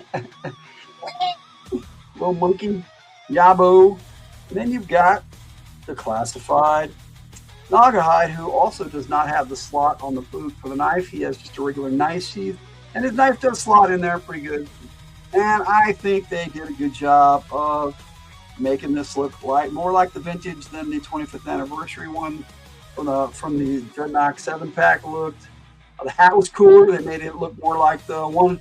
They had some improvements on both, and so from there to here, I think the classified version is 100 times better. He does have a spot for another knife back there, which he doesn't on the vintage, so that's an improvement. He does have a strap with grenades on the back. There it is on the back. It's not grenades, it's a knife. That's a molded on knife there. The classified actually has one where you slot the knife in and pull it out. I've got it in the box with the other accessories. He's got this necklace of teeth and dog tags, so it insinuates that he's South African. So I'm guessing maybe he was in the South African military at some point. Seems how he's got dog tags, but they don't mention that in his file card. It's just a little detail they added to this particular figure and the vintage. He had the bone necklace and the dog tags. And let's see, on the 25th anniversary one, yeah, he sort of does. He sort of has them on there, so that's kind of cool. Now, rumor, mill, it might be that he killed a soldier and stole their dog tags. But I'm thinking with the skills that he has as a tracker and everything, that he was military. And he's South African. He was like a tracker for the South African military. I don't have any doubt that he was disillusioned by that life. Got that anarchy tattoo on his shoulder there. So I'm thinking he went all out. And his mutton chops are way cooler on this figure. So they did the head sculpt really good on this one. So there's Nagahide. All right. I am going to play Nagahide's file card. And then we're going to talk about some figures that do not have classified. One of them is getting a classified this year. We'll be talking about her. And then we're going to be talking about one of my favorite Dreadnoks next to Torch. And who comes with a motorcycle, actually, in the G.I. Joe line, but it's a little different. It's not as ridiculous as the Dreadnok Trike that they came out with in 1987, but, it is. what it is. At least they came out with something for the Dreadnoks in that year, because they had a Dreadnok Swamp Fire the year before. They had series exclusive Dreadnok Assault packs with G.I. Joe vehicles, all repaints in different colors for the Dreadnoks. But the Warthog. We got some G.I. Joe classifieds that we looked at. All the classified figures. So next up, we'll just be looking at some older figures. Now they're all from 2000 or later, and I'm not 100% sure on the years, nor do I really care. Yeah, Dreadnoks are, they're really cool, and I like them, and I'm glad I have the figures. Well, I care, but I don't care enough to worry about it in this episode. Here's Naugahyde, and I'll be right back. Dreadnoks!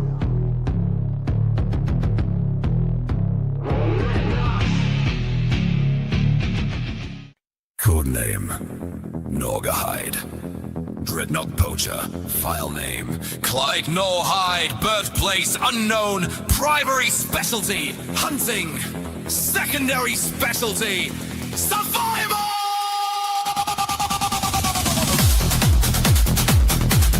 Codename Naugahyde. Naugahyde! Naugahyde! Codename Naugahyde is an aggressive hunter who considers all animals to be lesser life forms, suitable for skidding, eating, or stuffing his pet warthog. Clyde is somehow an exception to this viewpoint. Naugahyde believes in living off the land and regards the falseness of civilization as a sign of weakness. Therefore, he refuses to use deodorants or cosmetics of any kind and will not eat processed food or wear synthetic fibers. This is also due to the belief that such practices would warn the animal kingdom of his murderous presence. Naugahyde was chased out of Africa by his fellow poachers for cheating at cards, smelling bad, and being generally obnoxious. He was subsisting on his earnings as a freelance fur stealer when he was recruited by the Dreadnoks at an all-night donut and grape soda shop. I haven't had this much fun since I mowed me lawn with a flamethrower!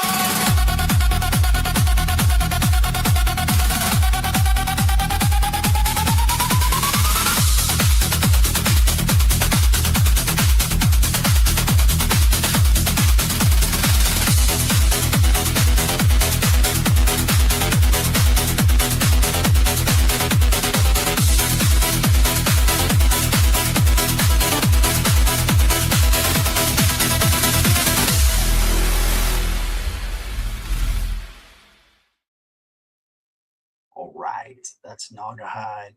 That is all the vintage Joes.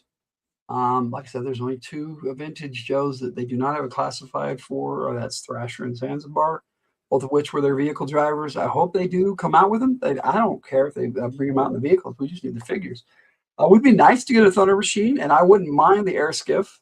In classified, they might even be able to make it way cooler, and it wouldn't be that big of a deal. I mean, they made Serpentor and the Air Chariot, which I don't own yet. Love to have that one. So that figure looks so cool. But anyway, we're talking Dreadnoks. And in the early 2000s, at a convention, they came out with like 10, 6 to 10. I can't remember exactly how many. They called them Dreadheads, and they were like Dreadnok. They were like plebes who were trying to get into the Dreadnoks, and whether they succeeded or not, it was part of the convention pack. And in that pack, I think they came out with some of the original Dreadnoks too, and they were just like repaints of some of the older Dreadnoks, and then just renamed them and made them look a little different. So it was a weird thing that they did for that convention, but cool, And if you had that set, awesome. But it's like expensive as all get out now because it was only a convention exclusive. But they did in the early 2000s as part of the Spy Troops. Came out with a Dreadnought, a brand new one that they called Burnout. He's their Dreadnought mechanic. Hey, Purr, what's up, buddy? I'm just talking stuff. I'm not going to do any spoilers tonight. I'm just talking characters. Dread knocking out. I say, yes, sir, I am. But welcome in, Purr. Good to see you, bro. Been chatting it up and had quite a lively audience tonight. So, you know, not talkative as much, but I've got a lot of people popping in and out, and I appreciate that. Thank you guys for coming in, and I'm going to do the StreamYard bit if comes up. There we go. And also thank you do the like, share, subscribe thing over on the G.I. Joe Gamer channel. I'm not monetized over there. You know, it's not picking up as much as I would hope that it had by now, just because all my G.I. Joe stuff over there too. But everything is over also on From the Hilt, which is monetized. So do like, share, and subscribe over there too. I've got links on both channels pinned at the top. And you know, we have memberships over on From the Hilt if you want to support the channel and help us out. And we have less than a zero budget right now, or even way less.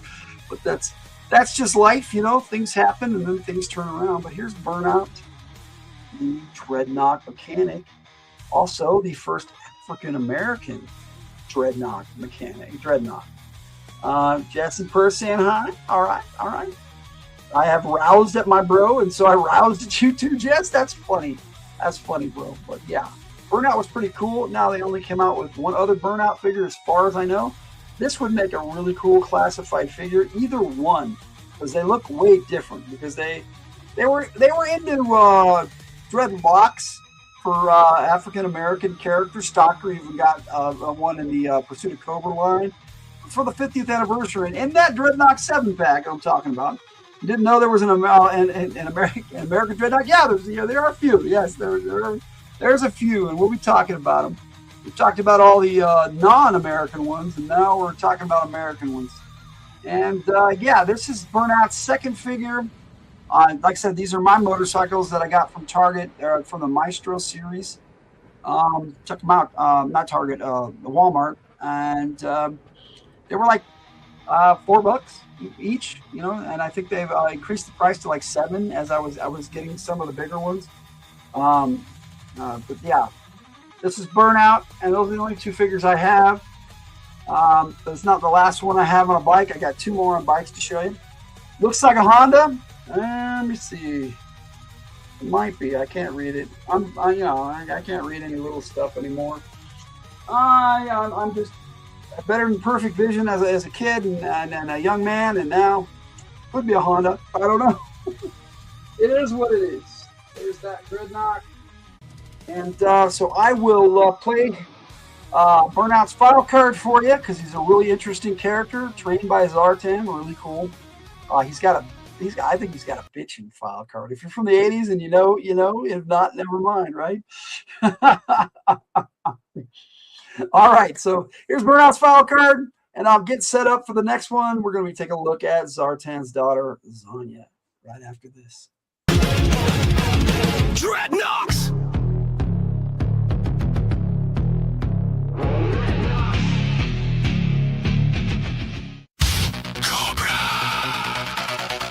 Dreadnoks. Burnout! Dreadnought mechanic. File name Walter O. Jones. Birthplace Catskill, New York. Primary specialty mechanic. Secondary specialty disguise. One of the few Dreadnought members with a practical skill. Burnout could have been an engineer if he hadn't dropped out of the top tactical school during freshman orientation. A natural genius at mechanics, he became fascinated with motorcycles at an early age. His superb handcrafted custom bikes caught the attention of Zartan, who lost no time in recruiting him for the Dreadnought gang. It was Zartan who encouraged Burnout to expand his expertise to a broader range of mechanics and sparked his interest in disguises. With a minimal amount of study, Burnout can assume another person's body language and speech pattern with an amazing perfection. Given the proper uniform, equipment, and credentials, Burnout is capable of infiltrating tightly guarded military installations and defeating the strictest security measures. He strongly suspects that Torpedo was responsible for blowing up his favorite customized motorcycle. I love working on and riding anything that has a throttle on a handlebar. The next best thing I like is smashing anything that doesn't have a throttle on a handlebar. Hey! I am a Dreadnok, you know.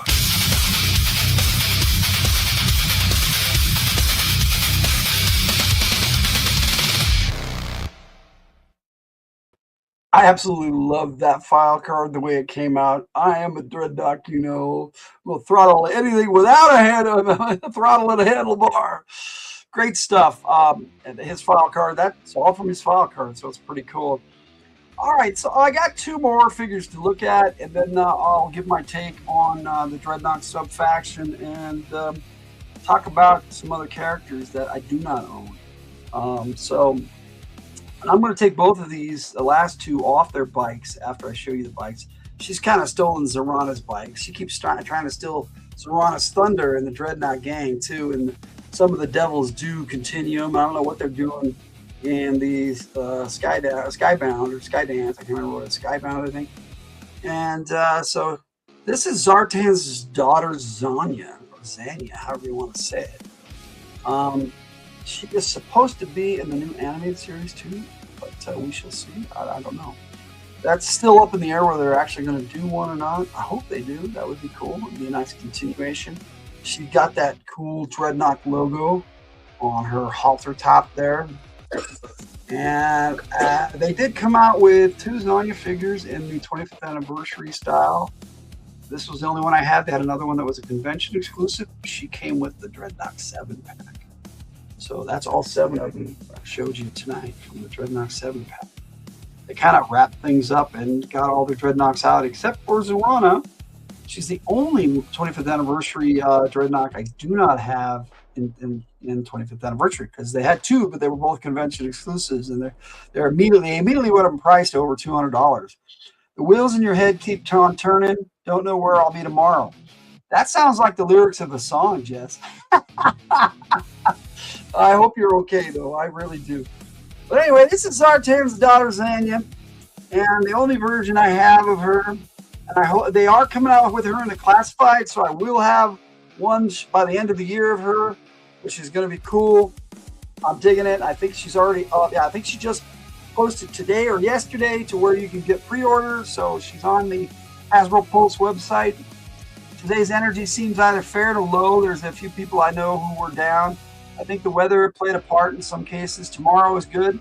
You know, that was me earlier this week. I was kind of bummed and down. Game cheered me up on Monday night, and I kind of slowly had a weird day yesterday, but today I'm in a really good mood. Looking forward to talking all these little figures. Let me see if I can get her back on her bike here. How many kids does Zartan have? You know, as far as we know, just the one. But who knows? You know, he's met many people he might not even know. That's what he does. Okay, what we got going on over here? Okay, Ray's sharing a video on my channel, on my Discord. So, all right, I'll have to check that out later. All right, so let's play Zanya's file card so we can learn who she is and how she came to be in the Dreadnoks as well. Zartan's daughter. Let's listen on. Let's listen into Zanya's file card. Dreadnoks!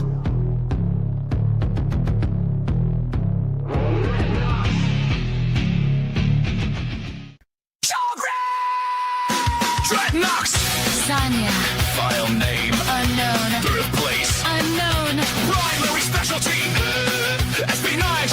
Secondary specialty. Demolitions. Zanya is the daughter of Zartan and has inherited both his chameleon-like instincts and his vicious temperaments. Right within the Dreadnok culture of like an anarchy, a snatch, and grab warfare. She is completely at home among Cobra's most unpredictable allies. She combines stealth and infiltration skills with the Dreadnok's trademark love of destruction. Whether slipping into secure facilities or riding shotgun in a high-speed assault, Zanya proves that the apple didn't fall far from the poison tree. She is considered highly dangerous, fiercely loyal to the Dreadnoks, and every bit as ruthless as her father. Like father, like daughter.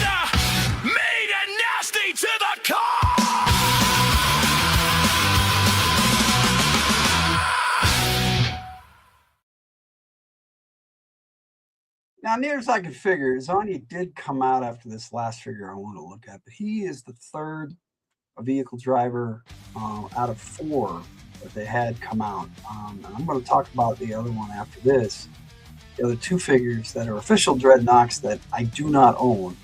But I do own this guy. He came out with the Pursuit of Cobra line, which was awesome. Still one of my favorite G.I. Joe lines ever.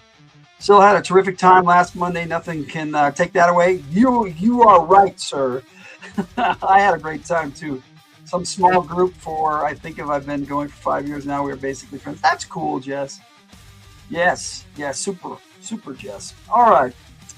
So, and I'm not meaning to brush you off at all, Jess, but the only downside I found to this bike that Storm Rider came with was the fact that you can't turn the steering wheel. But there's a reason for that. It has a gimmick, and I'll take him off the bike to give you a better look, and then I will look at the bike again, and you'll see some of the gimmicks. He came with a pistol and if I remember right, a knife, and I've got those put away. I got to marry him up to the figure again at some point, and if they ever do a classified of him, I will definitely pull out all my stuff and make sure I have all my accessories to look at for that video. But at the moment, this is the only version of Storm Rider I know to exist. And like I said, he came out in 2011 with the Pursuit of Cobra line, and I was eager to get a new Dreadnought. And this guy, he's got a patch on his back of his old gang. But this one actually, I think, says Dreadnoks. But he was like one of the leaders of the other gangs that Zartan took over.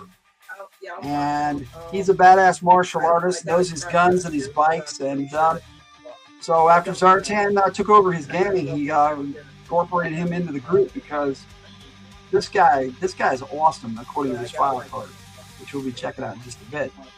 But now, well, let's look at this Doom Cycle a little bit more. I mean, look at that.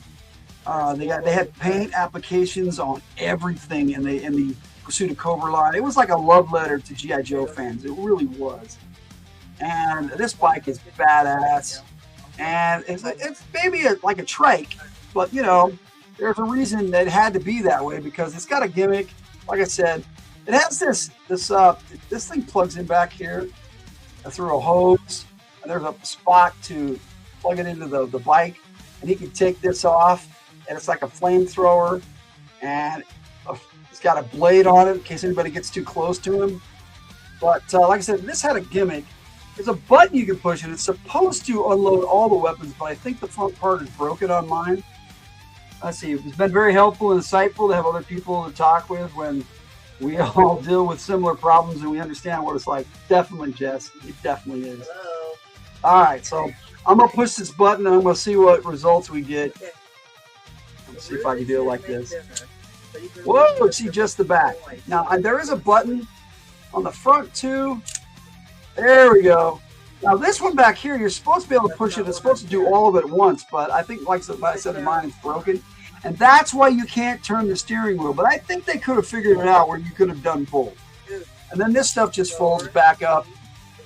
And so then he's got his weapons ready to go right there. Blam. Shotguns. Blades. Super Mad Max style. This one didn't pop out that time. It's really old. Like, this is over 10 years old for plastic. And then these blades here, and you just fold them back, and they click into place. Badass bike. Badass character. I really, really was so happy to get this, and I'm glad I own it. Try buying this on the aftermarket. I haven't even seen it, to be honest. And then there's the look of this Dreadnought. He is both Mad Max and biker. Just so cool. And he came with a badass pistol, too. So, yeah, like I said, if they come out with a classified version of Storm Rider, I will definitely break out all these old accessories and show off this in very vivid detail and talk about this character to everything we don't know about Storm Rider, because all we know is what's on his file card. So, and I hope you agree that this file card was very cool and it inspired me to write some other cool stuff. And hope you'll see, because I got something special for you tonight too. Right at the last, before I give my take on the Dreadnought sub team, I've got something new for you that's mine, that I created, a Dreadnought I created. So if you're watching the Dreadnoks ride video and seeing one and going, who the heck is that? We're going to talk about it. Here is Storm Rider's file card. Dreadnoks!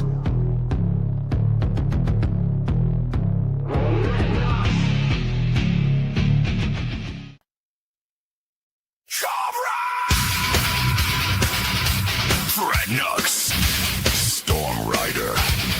Dreadnought motorcycle specialist. File name unknown. Birthplace unknown. Primary specialty martial arts. Secondary specialty infantry. Storm Rider is a member of the Dreadnought gang that works for Cobra. He is equally skilled at fist smashing brawls and complex martial arts battles. Born to ride as well as fight. He customizes motorcycles with unusual and effective weapon systems. He chases the G.I. Joe team through the city after he spots them leaving the Cobra warehouse.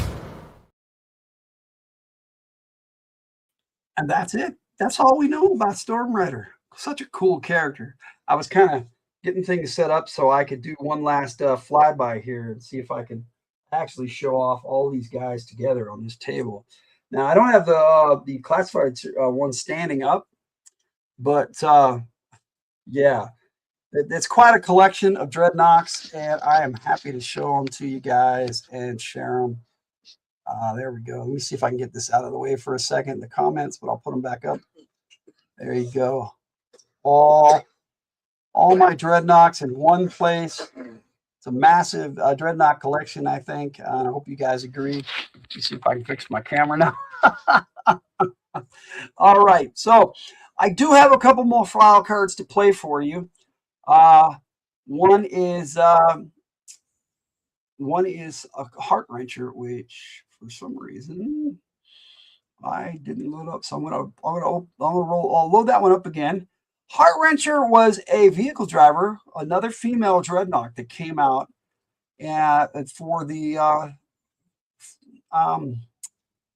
she was for the G.I. Joe Collectors Club only, exclusively for the G.I. Joe Collectors Club. Let me see, where's my Joe Takes? I got a Joe Takes link here. Oh, there it is. Okay, so I'll load it up from there. And she came with a modified they say a Stinger, but it's actually a modified Vamp. Yeah, where's my Heart Wrencher? Storm Rider, Thrasher, Torch, Xandar, Zandia, Zanzibar. It's got to be up here. Chaos, Heart Wrencher. There you are. Because I've got one more to talk about too after her. And not much is known about this character. Again, just a file card. Now, she has been in some of the comics that I haven't read. A lot of the Devil's Due, and like I said, Skybound, I think, is doing some stuff with all these Dreadnought characters.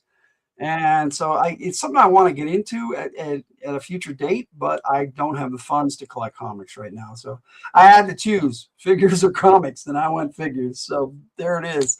I haven't even got the new Hama verse stuff from 300. I got like 301, 303, and 305. I got odd ones. And I don't have 300, which from the IDW, where they ended the IDW line and then went over to the Skybound, but it is what it is. All right, here is Heart Wrencher's file card, and this is what little we know of this female Dreadnought. So there are 3 female Dreadnoughts officially. She was part of the Collectors Club. Dreadnoks!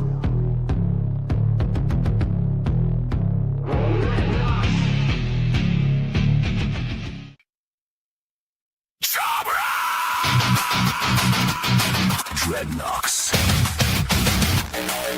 Dreadnoks. Dreadnought driver and demolitions. File name. Nancy Moore. First place! Somewhere in the USA! Primary specialty! Demolitions! Secondary specialty.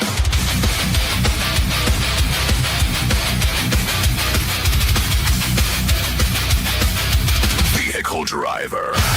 Heart Ranger is one of the few women tough enough And wild enough. to earn a place among the Dreadnoks. She thrives on destruction and high-speed mayhem, showing the particular talent for explosives and reckless driving. She joined the Dreadnoks after proving she could keep up with their brand of anarchic biker warfare. What she lacks in discipline, she makes up for in raw nerve and a love of chaos that fits perfectly with Zartan's gang. She is considered extremely dangerous, highly unpredictable, and completely comfortable operating in the Dreadnoks' smash and burn style of combat. You can't make an omelet without breaking a few eggs. And I like breaking things.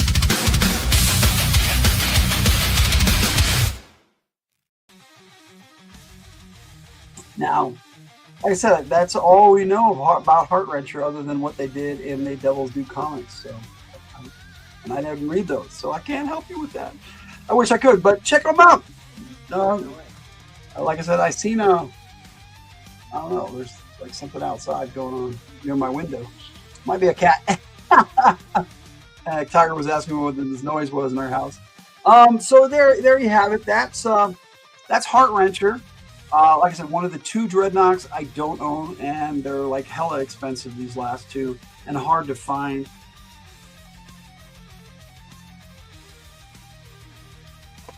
There is noise going on. I think something's trying to get down my chimney. Yep. I'll have to check that out later. Unless it comes out and tries to check me out. Because we have had a raccoon come over our house before. But it scared the hell out of me. I'd never been that close to a raccoon. It was a baby too. I'm like, oh boy, why am I scared of that damn baby raccoon? But there I am. You know, I never had seen one up close. So there it is. And I know they have like rabies and shit. So I don't know. I try not to mess with animals like that. There are Dreadnoks outside. Maybe. Oh boy, they'd be in the door already. They're Dreadnoks. All right, so there's one more official Dreadnok. That would make 16 total Dreadnoks in the official G.I. Joe line, and all of these would make really cool classified figures. Like I said, Heart Wrencher, they have a vamp. They could easily do Heart Wrencher and their version of the Stinger. They have the Stinger too, and yeah, she took a Stinger because Destro stole the designs that made the Stinger from the vamp into the Stinger. That is just very odd. I have no idea. That sounds like it's coming from inside my chimney, and it's starting to bug. Backity. All right, hey, you missed the weirdness. We've got the noise coming from my chimney. They're sending the raccoon in for recon. That's good, Jess. All right, like I said, there's one more. This is an Australian Dreadnok, and he is so Mad Max. It's unreal. And Jason Voorhees all rolled into one. Some people think that this is a troop builder Dreadnok, but it wasn't. This is an actual character named Chaos, and with a K. And I'm gonna play his file card for you, so you will know as much as I do. I don't think he's been in any of the comics, though. Should I set my alarm every Wednesday at 5 to nag Jess? We could start up a thing on Logan's Discord. Ooh, just kidding. Oh, you know, it depends on what I'm doing. And Jess, I've taken your advice, and most of my shows I'm moving to 7 o'clock start. It seemed to work better. It worked better tonight for sure. And except for the Fridays from the Hilt, those will all still be at 6 for the last few episodes. I got like one this Friday and then 3 next month. And then after that, we're going to take a break and then for our season finale, and then we'll be back. It's not a very big break on that one. Chaos. I think I've heard of this guy. Really? I hadn't. It was a new one on me. It was Collectors Club exclusive. And they created their own Dreadnok, and he's an official Dreadnok, according to Hasbro, in the line. Here is Chaos's file card. Dreadnoks!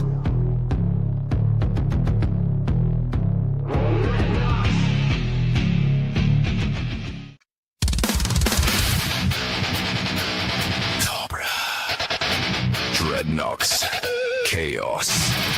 Dreadnok Shock Trooper and Salvage Crew. File name! Unknown! Birthplace! Unknown! Primary specialty! Shock Trooper! Secondary specialty! Close close combat. Little is known about the Dreadnought called Chaos. His true identity is buried under layers of violence and intimidation. What is known is that he proved himself to Zartan's gang through sheer brutality and an apparent immunity to pain. Chaos specializes in shock, assaults, and terror tactics. Wearing a hockey mask and heavy armor, he charges directly into enemy positions, relying on fear, confusion, and overwhelming close quarters violence to break opposition lines. Other Dreadnoks consider him useful, but unsettling even by their standards. Pain is the point. Pain is the point. Interesting character. He's the Dreadnought scavenger, whatever that means. He scavenges the wastelands for parts, and he's very Mad Max style. Because, you know, they couldn't make up their mind whether they were going modern biker or Mad Max, and they kind of mixed it all together for G.I. Joe and made the Dreadnoks so very cool. So much so that it inspired me to incorporate that into the backstory of one of my Fridays FTH players, AI personalities, Brad Gambison. He's a military guy, a commander in the Navy. The time that the story takes place, he was just a lieutenant commander, but this is what got him his promotion to commander. He actually, well, I'm going to play the file card, and then we'll talk about it. My character, and his code name when he was a Dreadnought was Hellbent. And he infiltrated their organization and took down a lot of what was going on with the Dreadnoks. But, you know, once they found out that he was a Joe, they were trying to kill him. So here is code name Hellbent, my Dreadnought. From the MAG game, actually, the military action game. Commander Gambison is the commander of the Silverado, but this is what he did before he got command of the Silverado. Dreadnoks!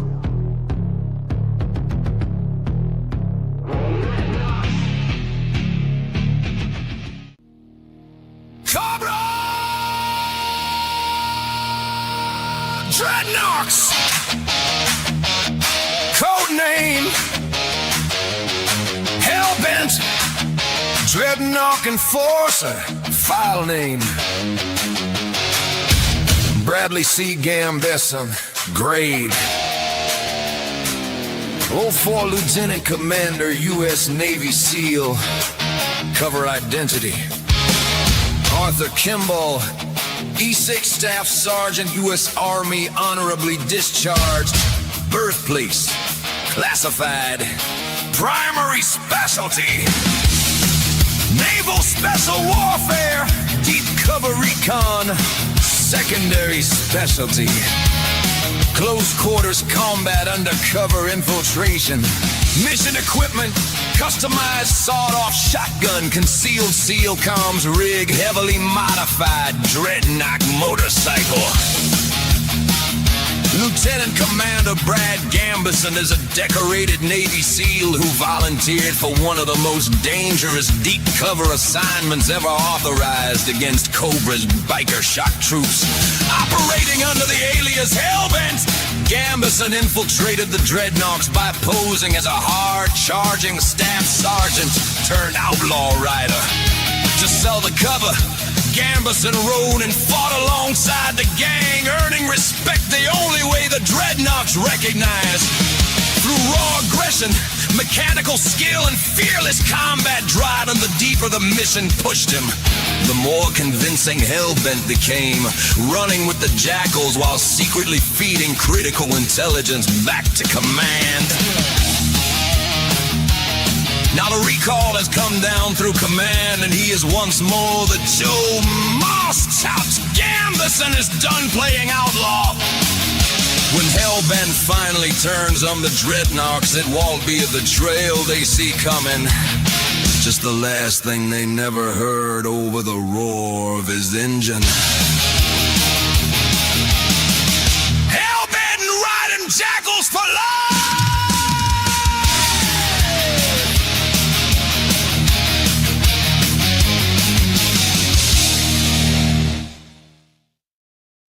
Believe it or not, on that particular file card, The Suno, the AI, actually faded that last line out. I don't know why, but it's kind of cool. The pain is just kind of faded out.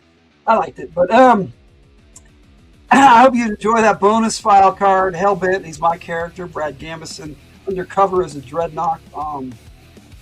Originally, I had that as a different character, Kimball, Arthur Kimball, but I incorporated that into Brad Gambison's backstory. That's his cover in the Dreadnoks. Now, I do have a music video I'm going to play for you that actually tells that story of how he eventually pulled himself out, and Grim Reaper and Kamiko Takura pulled him out of that. They're both military as well. They're all the Fridays FDS players are military. You're welcome, buddy. You're welcome. All right, so let me play that song for you so you know a little bit more about Hellbent and his story. This is called Lost in the Howl. And then we'll chat some more, and I've got some music to play, and I'm going to give you my take on the Dreadnought sub-team. We still got a bit more to do in this massive season finale. Dreadnoughts Joe Take number 77. So I'll be right back. Here's Lost in the Howl.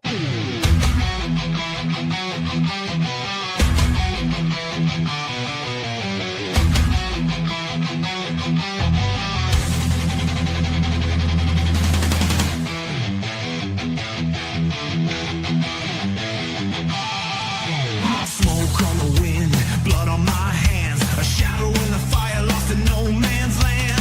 Running with the wolves, but their eyes burn cold. A hunger in the laughter, a heart, heart and soul. Lost on the blade, venom in the grin. The jackals howl, call me brother, pull me in. Road burns hot, the night's got teeth. One step closer and it swallows me deep.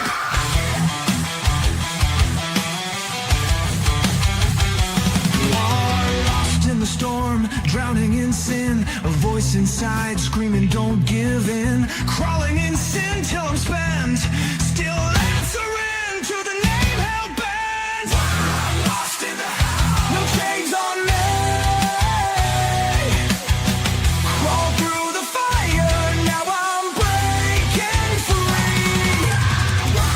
Lost in the house, but I won't back down. Ran with the jackals, now I tear them to the ground. Hell-bent and laughing no longer. Muskop's calling so much stronger. I'll burn it down, burn it down. Cut the tide, cut the tide. Rise again, rise again. I am alive, I am alive.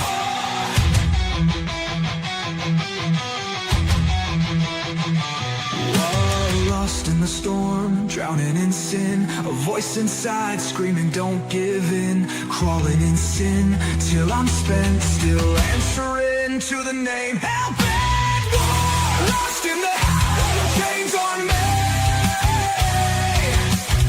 Crawl through the fire, now I'm breaking free. Lost in the house, but I won't back down.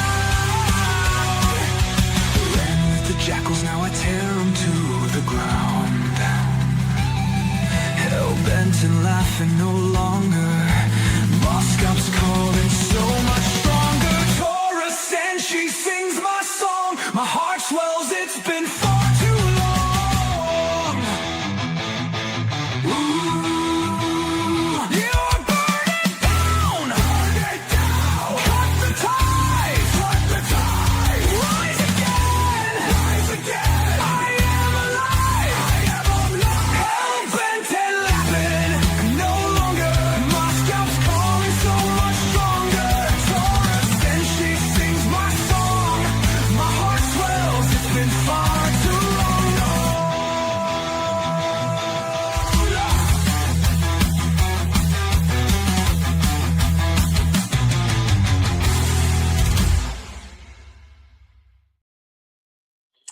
Yeah, the Dreadnoks cover in that storyline of their MC or motorcycle club was the Jackals.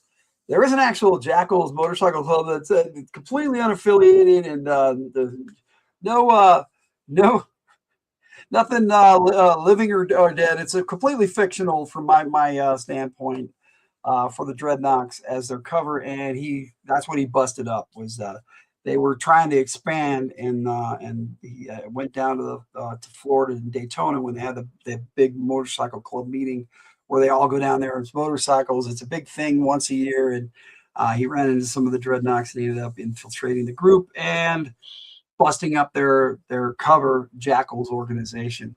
Yeah, but Brad Gambison will forever have a love of riding motorcycles, shotguns, and trench coats, unfortunately. So, you know, he was into the part, and then that's you have to do that to go undercover and shit. Okay, so that's my bonus character for the Dreadnoks Hellbent.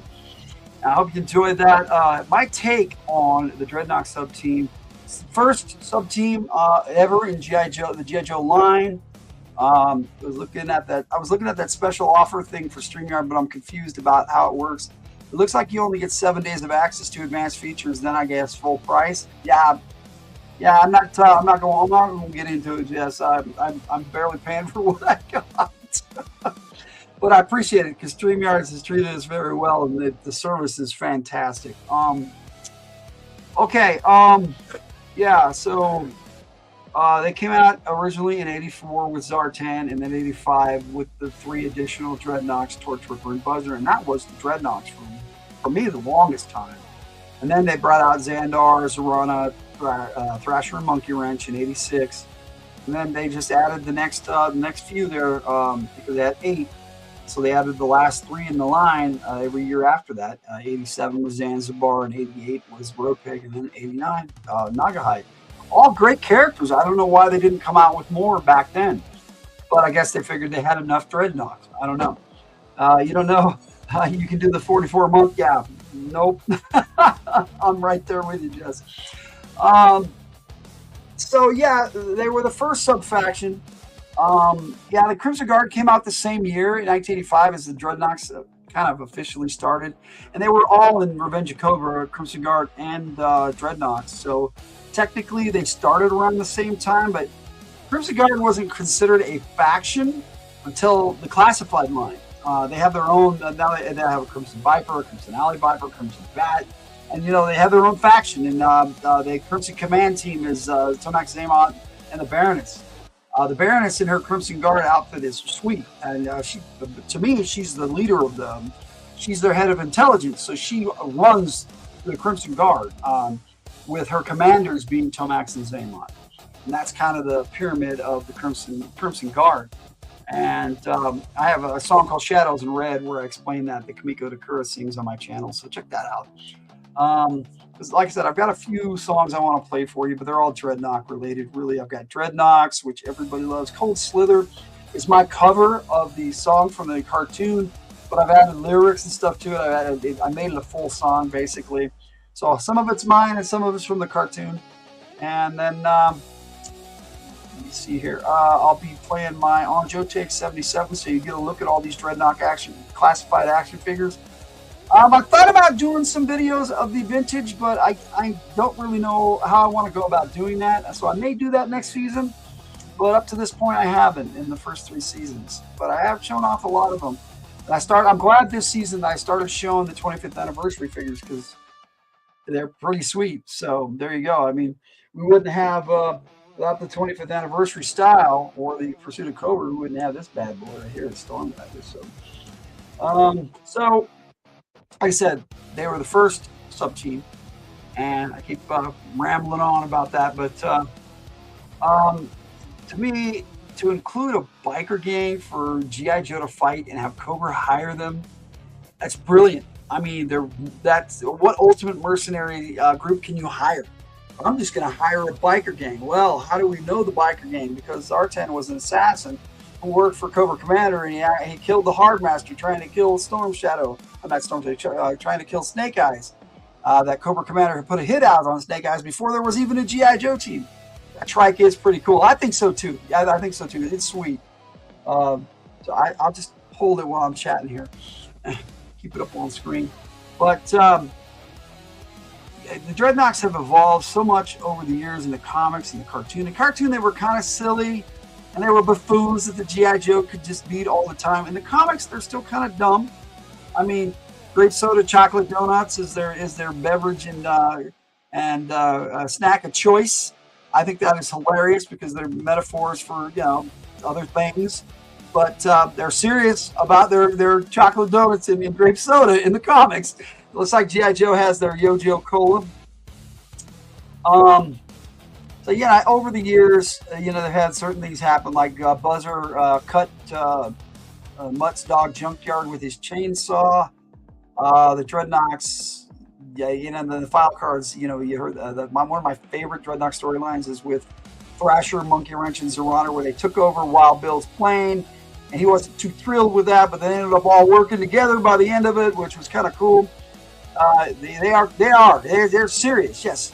Oh, I love the Dreadnoks, and if played correctly, if you have seen G.I. Joe Renegades, the Dreadnoks were done correctly in that, and Zartan was definitely the biker gang leader before he was the assassin that became Zartan, and he had taken over like several rival gangs in Australia, and one of them was led in my head canon by Storm Rider, because this guy is was definitely a leader of his own gang at some point, and he got Torch and Ripper from the same gang, the Melbourne Maulers, and Buzzer was a college student from London. So they have all these different factions within the Dreadnoks themselves. Now, what I wanted to go over was I have created an organization, MC organization for the Dreadnoks, and I am going to share my video file here and see if that works. I guess I'm going to share my screen. Let me see if I can do that, because I've got this one set up to where I can show it. I don't know how well it's going to come up on the screen there. Hopefully you guys can see that, and we can actually read it together. I'll read it on my thing here. Like I said, I tried to enlarge this, but I cannot find the zoom on the stupid Mobi Office for Microsoft. I really hate the fact that they've changed it so much that it's almost unrecognizable as a Word document. I probably need to learn how to use Google Docs, but I'm just lazy and I'm too busy doing other shit. All right, so you have the Z family. I don't know, like I said, I don't know how well you can see this. Let me do this. I'm gonna pull myself. No, I don't want myself off the thing. I want to pull myself. I want to put this big full screen. Can you? Yeah, I can even read it now. So if I can read it, wow. Anyway, so the Z family is Zartan. He's the warlock and the president of the club. I got mixed of Zorana's terminology as witches and warlocks for the Dreadnoks, and the actual MC biker ranks. So Zorana is their witch queen or the vice president. Xandar is their high inquisitor, and the heir apparent is Zanya. So that's how I do that little hierarchy there. And so they're kind of doing their own thing, and they can take any of these cubbies down below to make a total coven for her witchy themed Dreadnoks, because Zorana really runs the Dreadnoks. Okay, Zartan is the president, but he doesn't really care. Just do what I say, and we'll make some money. Cubbies, interesting word choice there. Yeah, cubby is how I do witches and Linharos, so I thought I'd do the same thing here. And they're a coven all together.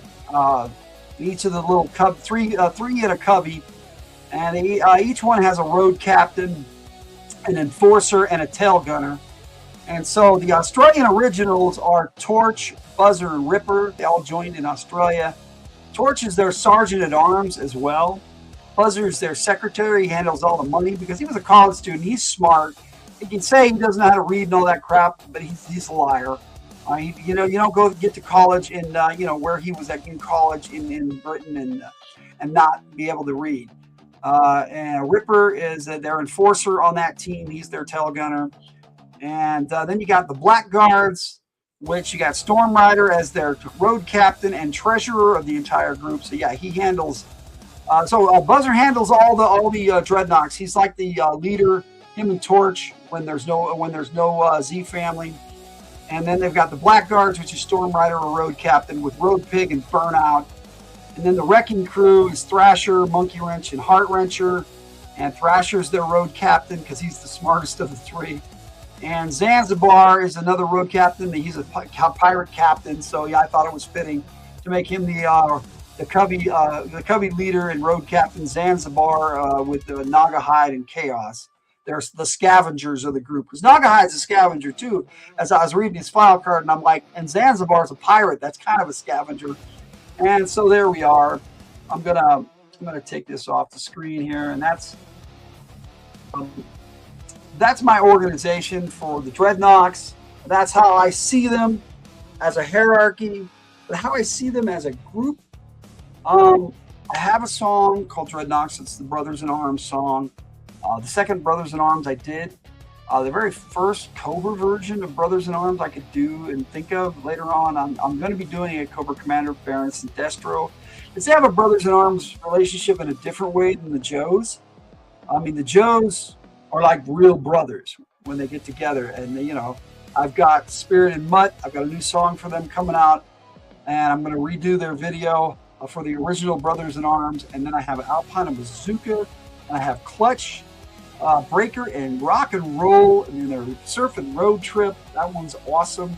But still my favorite song of the three is Dreadnoks. It came out so good. And I'm going to play it for you here. But so keep showing the Dune cycle. But so yeah, Zartan, he's their leader, undisputed. He's ninja. He's ninja category, martial artist and an infiltrator, assassin, master of disguise, you name it. Zartan is just hands down the toughest out of all these guys. And they're definitely afraid of him. They will not go up against him, any of them, not even Zorana. Interesting word of choice there. Yeah, I thought so.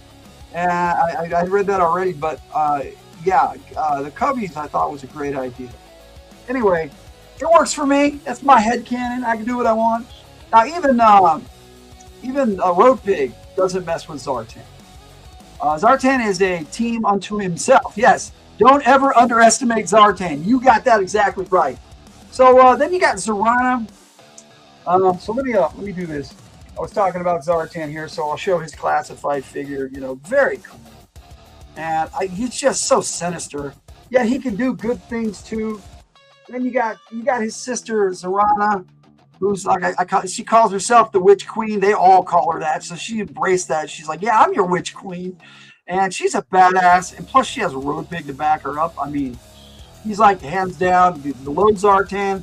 He is the next toughest Dreadnok, and they're scared of him too. And well, he also doesn't smell well.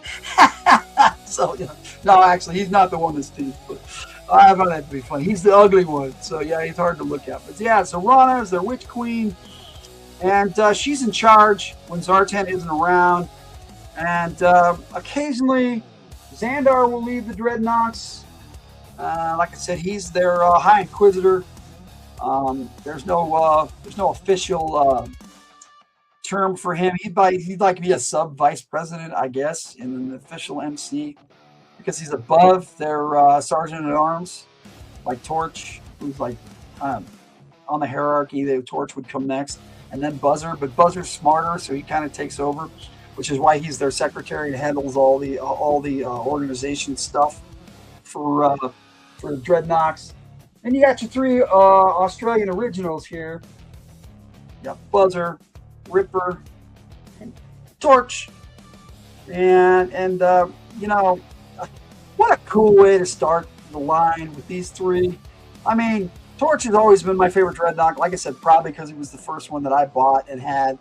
And then I traded for both of these as vintage figures. But like I said, Ripper, didn't give him much thought. Buzzer, he's like one of my least favorite Dreadnoks, actually. But I like the concept of a college student and becoming the subject of his study. I thought that was really cool. And Ripper, man, just a dumb fucking scavenger who likes to just destroy things. Just their original enforcer, you know. So they're the 3 Australian originals, and I think this figure is the coolest Dreadnought figure still. He's just badass, and I'm hoping they do some cool stuff with like Storm Rider and all these OG, all these ones that they don't have: Zanzibar, Thrasher, Heart Wrencher.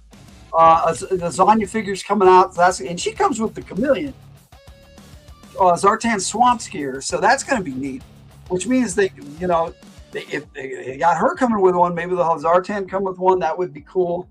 And you got Monkey Wrench, who basically in the comics showed up with Zanzibar, and him and Thrasher, which they don't have a classified figure for.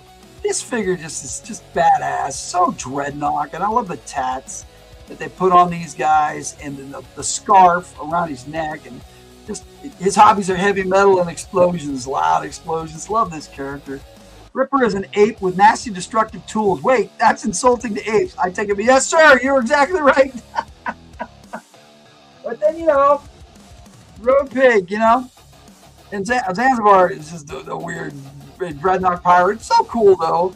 But this Dreadnought, oh my goodness, I was so stoked when this Dreadnought came out, and my Road Pig figure is so played with, and I had such a good time with that figure. Loved him in the comics, and this classified update that came with his dog, his mutt, his badass canine companion, Raucous, just so cool.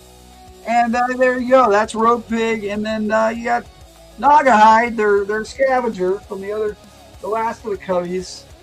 I put him in with that group because it just seemed to fit. I mean, they're all scavengers, and so they're just Dreadnought scavengers is what I call them.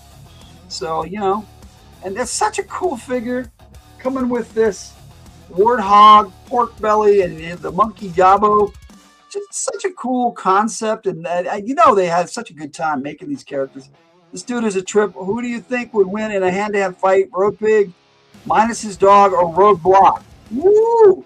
Well, let me ask you this. Who do you think would win in a fight? Gung Ho or Roadblock? Okay? Let me ask you that. You answer that, and I will tell you who I think would win in a fight between Roadblock and Road Pig, and we'll see if we agree on this point, sir. So I'm done with the final cards. Got Zanya, Burnout, and Storm Rider. So I'll show these guys, these last two that I have, that I don't have classified for yet, but we'll get her because she's coming out this year. Let me see here. And then Storm Rider. And I've been showing him off like crazy because I love this bike. So just a badass character, badass bike, badassery all around for Dreadnought. Going with the Marine Gung Ho Semper Fi. Well, sir, we disagree on that point. I'm not going to spoil it for you, but in the movie, him and Gung Ho go at it toe to toe. You think Gung Ho would beat Roadblock? I do not agree, sir. I think Roadblock would beat Gung Ho. I love Gung Ho. I mean, hell, he's my cameo, my G.I. Joe cameo Joe. He's right there. He's even making an appearance in this one. Oh. Also, he makes an appearance in my promo for this episode. So, Gung Ho Joe making with the cameos. All right. So, yeah, I agree. Gung Ho's a badass, okay? But yeah, I have them fight in my movie. Gung Ho versus Road Pig, but I think Roadblock's on another level, dude. He is G.I. Joe's ultimate tank, and I think he would beat Gung Ho. Knowing more about Gung Ho than I know about Roadblock, you know better than I. Everybody's opinion is valid, Per, and I do not dispute you, except in the fact that I disagree, is I think Roadblock. There's not many. Snake Eyes would have a tough time with Roadblock. The Snake Eyes would defeat Roadblock, but I think Roadblock would going toe-to-toe in a hand-to-hand fight without weapons. I mean, Dolph Lundgren versus Jet Li in the Expendables. That's all I have to say. I mean, one hit and it's over for the other guy. I mean, Roadblock is just that bad. Gung Ho is badass too, but Roadblock's the boy, man. He's one of He's my top 5 of my favorite Joes. So, but I know Gung Ho. I love that character too.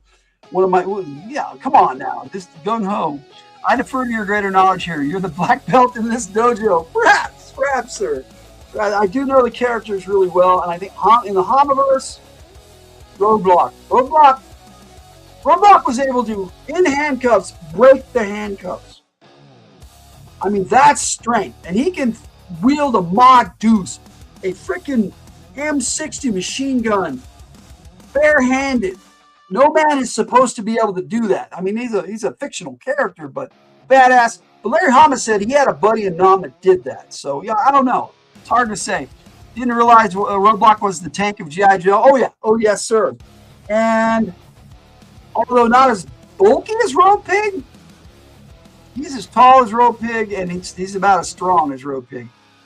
So that would be a tough fight. And so I don't want to spoil my movie for you because I'm gonna have it out before the end of this year. I promise. No, hopefully I'll have it out by this summer at the latest. We'll try to have it out by my birthday in April, but I doubt that's going to happen at this point because I haven't been able to get around to filming. I don't know why. I'm just not in the mindset for it.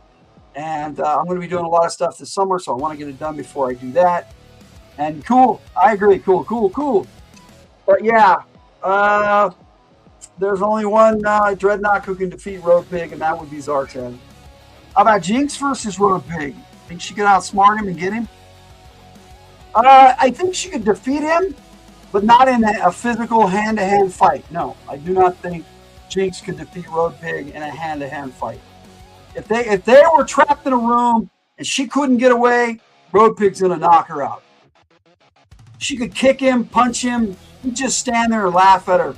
And you got one, like with Dolph Lundgren versus Jet Li again. If you got one hit on her, she would be down. And I love Jinx. She is hands down one of the toughest G.I. Joes there is. And I mean, like Road Pig, he's the tank of Cobra. There's a tank of G.I. Joe and there's a tank of Cobra. And you got to hope that G.I. Joe's tank can take out Cobra's tank. So there it is. But with her tools and he with his, still a tough one. Hand to hand. If she managed to get the drop on him, I think she could take him out, yes. But that's true of just about anybody. But if she doesn't surprise him, if she's in a hand-to-hand fight with him, I don't know. She might be able to cut him. But I don't know if that would stop him unless she got something vital. So there it is. Red power. Oh my goodness, he did it to me again. Look at this boy. What do you know? A red interruptus. No, would my suit of armor be able to beat him? What, Road Pig? Yeah. Yeah, with your suit of armor, yeah, sure. And your bioorganics, sure, why not? Yeah. Oh, I mean, I got two swords I can twirl at. I do like hearing you go on and on about the ninja and in G.I. Joe, and you really enjoy Jinx. I do, dude. She's the star of my movie, dude. So yes, I love that kid. Hey, you red person. We had a red interruptus. He's been interrupting a lot lately, and that's cool. I have a lot of fun with my boys. And of course, they're frustrating me too. As adult boys, they're not the kids anymore. But that's life. We try. We get along the best we can. All right. So I'm going to take a little break because I still want to keep talking. So I'm going to play the Dreadoks song for you right now. And I'll be right back. Dreadnoks!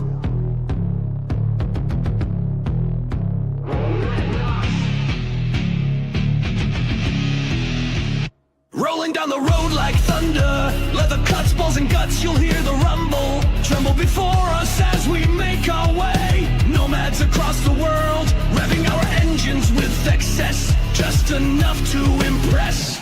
Oh yeah!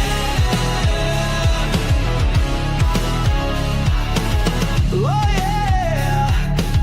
Whoa! We are Dreadnoks, in town giving shocks. We are mean and cruel, taking everything right down to your fuel.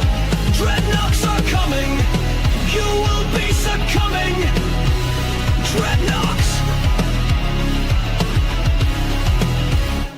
blades, bullets, and fire. Wherever we go, trouble will follow. Disaster in our wake, making you quake. Dreadoks, or you'll be seeing us soon.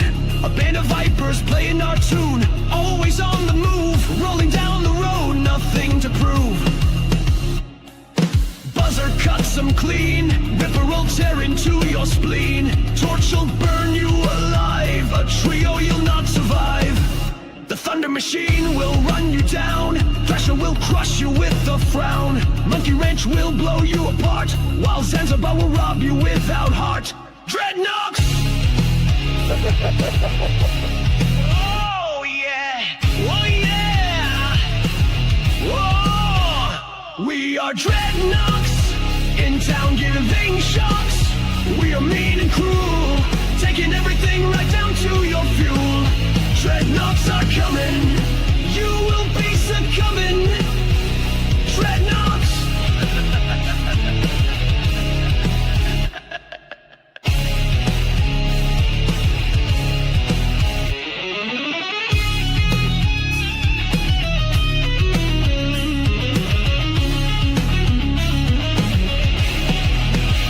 Led by the family Z, Xander will do it all unseen.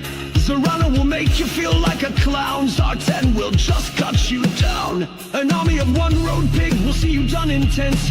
Norgahide will track your movements. Beware the doom cycle. Storm Rider is the genuine article. Burnout will keep us in repair, while Hard Wrencher will make you despair. Not to forget Daughter Z, Sonya likes going on a killing spree. Oh yeah!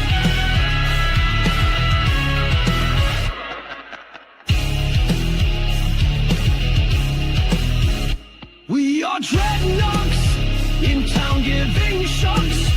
We are mean and cruel, taking everything right down to your fuel. Dreadoks are coming, you will be succumbing. Dreadoks.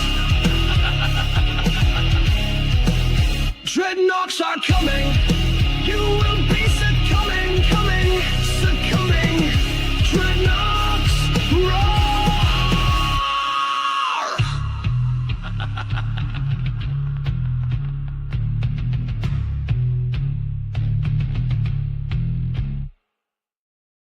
I'm going to play my version of Cold Slither, and I'll be right back. I'm going to let Red show off Luna for a little bit. I'll be right back. But And you can sit in my chair. Or are you leaving? Are you leaving now? So I'll just play the song, and I'll be back. He's leaving now, but I was hoping for some Luna. And that's, but you know, Luna, little Luna, Mama Luna. Here is my version of Cold Slither. It's a cover. I took the original lyrics from the song. Everything's cool on YouTube. I can play it all I want. It's awesome. I'm glad. And then, yes, cat, sir. And then I added my own lyrics to it, so I hope you enjoy my version of Cold Slither.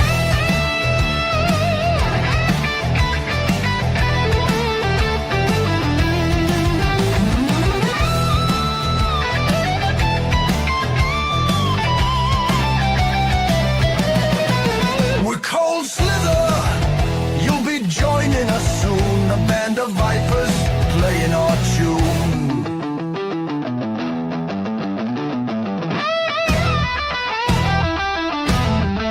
With an iron fist and a reptile hiss, we shall rule. We're tired of words, we've heard it before. We're not gonna play the game no more.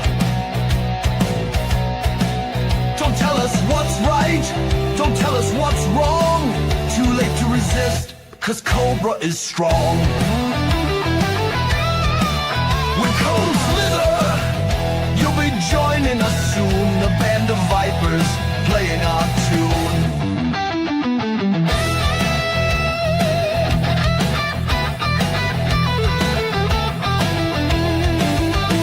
Don't tell us what's right, don't tell us what's wrong. Too late to resist, 'cause Cobra is strong.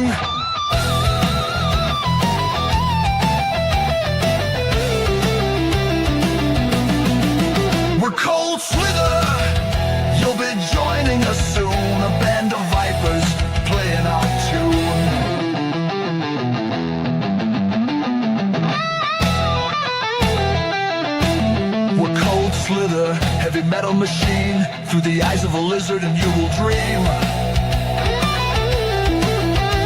When the venom stings, a new order brings out control. Cause Cobra is strong. We're Cold Slither. You'll be joining us soon. A band of vipers playing our tune.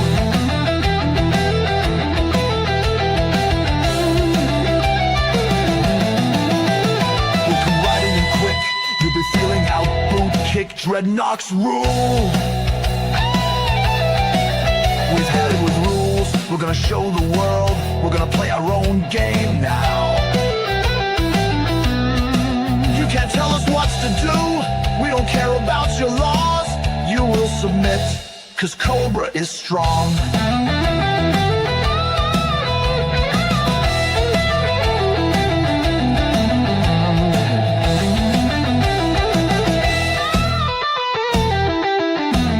We're Cold Slither, heavy metal machine. With ears of an eagle, we'll show you the way. The plague will bring order and chaos. Rings in our control, in our wake, cause Cobra is strong.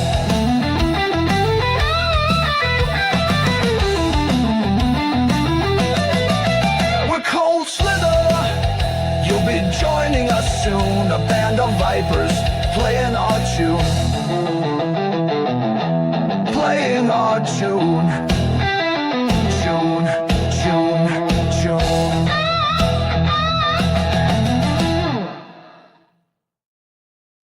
I would love to get that set with all the Dreadnoks dressed up as the Cold Slither band, Zartan, Torch Ripper, and Buzzer. It was a convention exclusive. It's still available and has Repulse, but I don't have the money to get it. It's pretty expensive. And I think it's like $200. It's one of those. It's a big set, and it comes with the stage and everything, and then film it to that song and have some fun. That would be really cool to have that on our channel, but that is not happening anytime in the future. But yeah, like there's a lot of things I'd like to do, but that's life. So to wrap up my take on the Dreadnoks, Zartan, awesome.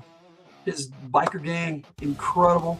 The concept, I'm glad they changed it from Ewok-like creatures, which is what they originally wanted to go with. And then they did the fuzzy, what do they call it? Those fatal fluffies on Pyramid of Darkness, because they were so set on making those cute little bear creatures. Instead, they got the Dreadnoks, and I am so happy that they did, because it makes more sense for the G.I. Joe universe than fluffy little bears that turn into monsters, which is kind of a cool concept too. But I mean, I don't think it would have gone as far as the Dreadnoks have. They're still around. They're still popular. People still love the Dreadnoks. People love my Dreadnoks song. I love my Dreadnoks song. I love the Cold Slither song I put together. I've got tons. I've got Stomporama. I've got Burn It Down. I got songs for all my Dreadnoks. And thank gosh they stuck with the Dreadnoks. Yes, sir. I totally agree. Thank gosh they stuck with the Dreadnoks. So I'm about winding down here. I think I've said my piece on the Dreadnoks. So many cool storylines that Larry Hama had. He took to them, and he wasn't sure what he was going to do with them at first. I know, but man, with Zartan up in the mix and the stuff he did with Zartan in the comics, where they revealed that he was this assassin that infiltrated the Arashikage ninja clan. He's not a ninja, but he was able to get in with the swordsmith Onahashi that made the swords for the Arashikage clans, Storm Shadow's clan, and he was there to kill Snake Eyes, because Cobra Commander had a mean on for him, because his brother died in a car crash that killed Snake Eyes' parents and his twin sister. And so Cobra Commander, his brother was a drunk driver and killed them in a car crash. All of them died. But he blamed Snake Eyes for that. Somehow in his warped, crazy mind, Cobra Commander is just it's Snake Eyes' fault! I know it! Oh, anyway, I do my Cobra Commander voice at least once tonight. Dreadnoks, you bumbling idiots! Oh. I love doing that voice. But it does a lot. It doesn't love my throat. I can't imagine Chris Latta could do that. He did that for years. That voice was awesome before he passed away in 1991. But such a cool voice. And, the Dreadnoks, it fit right in with Cobra because Cobra is just that cool and all weird of a terrorist organization. We're going to hire motorcycle gang mercenaries to do our bidding because they're cannon fodder that I don't care about. Cobra Commander. So that is how I see them in the Cobra hierarchy. But as themselves, I had to break them down into the three little cubbies because the three Dreadnoks came out originally. I thought that was a neat idea. Zartan's the biker gang president. Zorana came along with Xandar. They were his family, so they became the vice president. And I had to come up with a term for Xandar because he leads them when the other two aren't around. So he's like there as a sub vice president. But I call him the High Inquisitor because I thought that was a cool witchy type sounding term because High Inquisitors took out witches. I mean, I know it's the connotations of that is just bizarre, but I thought it was fun. And then they break down perfectly into coveys of three, and other than the Z family, and Zanya's the heir apparent. So far, that's all they have for the Dreadnoks, other than the Dreadheads, which are Dreadnok wannabe plebes, not even Dreadnoks.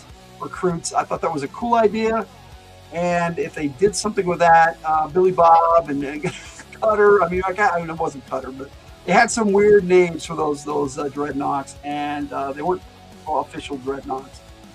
And I don't think any of them actually made it into the Dreadnok gang. So it was kind of like that initiation at the beginning of Rise Serpenta or Rise, the animated movie.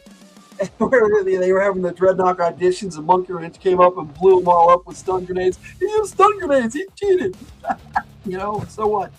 Proved he was a Dreadnok, and then Thrasher came up with the Thunder Machine. And that was a cool way to introduce those two characters in the cartoon. So many cool Dreadnok moments where Zorana falls in love with Mainframe when she's undercover trying to infiltrate the Joe headquarters, and she did. Whereas Xandar tried and Zartan tried, and they got repelled away. And then Zorana came in with her papers, and she snuck in under disguise. And then her and Mainframe fell for each other, and that's still a ongoing thing. I wish they would do more with that. They had another episode where that came back up, where her and Mainframe still like each other, and she helped him. He helped her instead, where she helped him the first time around. Instead of making sure he died with the explosives she left behind, messed up the Joe subs. That was a cool episode. What was the name of that? Ooh, Brain is not braining. Oh man, Computer Complications. That's the name. And then the second one where they showed that they had a thing was gray hairs and growing pains, where they made some of the Joes young and some of them old. It was really cool. Some of the second season's episodes were just so cool, and they had only the few of them compared to the first season. So, love the Sunbow cartoon with the Dreadnoks. Is as Zartan and Xandar, they're all making fun of her because she fell from Mainframe. And Zartan's all, Zorana, why don't you quit the Dreadnoks? Go off and marry that wimp. And she all started shooting at the Dreadnoks and running away. Once Upon a Joe, that's a cool episode where Zartan takes a solo mission, and they have this scene where the Dreadnoks are just brawling, and Cobra Commander calls to hire Zartan, and he says to Zartan, what about the rest of the Dreadnoks? He goes, I think I can handle this solo, Commander. The Dreadnoks are having a weighty philosophical debate, and Cobra Commander goes, brawling again. And that's what they were doing. And there was a scene where Xandar comes up with a crocodile and whaps somebody. We had the crocodile by the tail and hit one of the Dreadnoks. I was like, what the hell? But badass. I mean, so Dreadnok and so not. And then in the comics, Zartan has his garage up in the north by the Joe original Joe headquarters there at Fort Wadsworth, and in the woods up there. And then he's got his base in the Florida Everglades. And they've got little enclaves all over. And the way I'm just setting it up is the scavengers are set up on the West Coast under Storm Rider. That's why you don't see them very often. And Zartan only calls them in if they need some serious reinforcements. And so there's so much that can be done with the Dreadnoks. It's just an amazing concept, and I am so happy that they are included in the G.I. Joe verse, and I get to talk to you about them and share my figures and my collection. And I hope you enjoyed this Joe take, because that's my take on the Dreadnoks. And this has hit the record of the longest Joe take ever, I'm pretty sure. I'll have to double check, but I'm pretty sure 3 hours. I don't think I've ever gone this long for a Joe take, but it's going to be a Joe take classic all by itself. That's for sure. If I ever get that far in the classic, but we'll see. I've already started on the third season for this season of Joe Takes Classics. Next 3 episodes. Next Wednesday, it's Joe Take Classic. I'm looking at Jinx and Viper, and I'll be playing those Joe Takes, and whatever I didn't have for those, I'm going to be adding stuff to it if I have anything to add to them. Same with the very next week. Take a look here. Episode 19, which will be the week after, Shadow Tracker and Quick Kick. And then 2 weeks after that, on the 15th of April, is going to be my season finale for my Joe Takes Classics, where I will be playing Night Creepers and Falcon with Coral, the Action Force character Coral that they pulled over into G.I. Joe. Yeah, I'm over 3 hours at the moment, so my voice is about done, and I need to call it quits because I ramble on and talk G.I. Joe and love it so much. And that's what I want to share with everybody is my love for this toy line, this storyline, Larry Hama's verse, the cartoons, just so good. Still the best cartoon ever was for G.I. Joe was G.I. Joe Renegades. Even though I wish they had pulled in some of the other characters that I love a lot, but they pulled in so many for that series. It's unreal. Hawk, Duke. I don't think they got Beachhead in there, but they had Airtight, my favorite characters. So on just one or two, I think they had 2 episodes actually, and they would run into future Joes that hadn't become G.I. Well, G.I. Joe wasn't a thing yet, in G.I. Joe Renegade. So it's kind of cool. It was like the lead-in to a second season where G.I. Joe got started. I think that would have been so cool, and they were supposed to do it, but they had a writer's strike, and then it was in fucking production hell, and then they just dropped it all together, which is sad because that first season of G.I. Joe Renegades is very, very cool. So many things they did right in that series. Loved it. It was a nice update to my G.I. Joe storyline. So check out G.I. Joe Renegades. Very awesome. Dreadnoks had a great episode in that. So, they kind of covered all the bases in that 26 or 27 episode series. I have the DVDs, so I'd have to look, but it was just the one season, and it was part of the Fox thing going on. I don't remember. It's been a while. Trying to find a multi-purpose telescoping 3-ring binder with a built-in clipboard, and I said that very fast without messing up. All right, Jess. I don't know. Telescoping 3-ring binder. Okay, I don't know what that is. All right, I'm gonna wrap it up here. I've got a couple more things. I've got one more thing at least to play for you. The outro. So there's that. But I've got 2 more videos. I've got the promos. I've got 2 promos for you. I've got On Joe Take 77, which needs to be in this episode. It is a look at all the classified Dreadnok figures that I own, and shows you in this video. I need that before I can make the next adventure. Well, I get you. I got all my campaigns and 3-ring binders right down here too. So I get you, Jeff. That's the best way to go, really. All right, so I've got On Joe Take 77 for you. Like I said, with the classified figures, and then I've got my video Dreadnoks Ride, where I've got all these really nice pictures of every Dreadnok, including my own. Hellbent is in there. And then all of them together, which I managed to make a collage and composite them all, and I did that. That's my pick, and I love it, and I'm very proud of it. So I hope you enjoy it. And then I've got the outro, and then we're out for the night. So thank you. That is, thank you for being here, and thank you for being in the chat. You guys are so awesome. Thank you. If you're watching the replay, please give me a like on both channels. Nah, you just want it. Whatever you guys want to do, it's up to you. And, you know, do the like, share, subscribe thing, and, you know, and we got memberships, and, you know, the YouTube algorithm, and, you know, that doesn't give a shit about me anyway. And on that note, well, right there, good night, my friends. That is my take on the Dreadoks, and that's gonna be Logan out.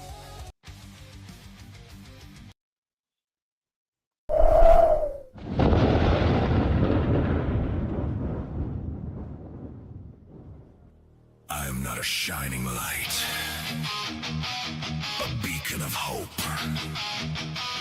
I am not the hero that you're holding out for. I am not your salvation, a saint upon your altar.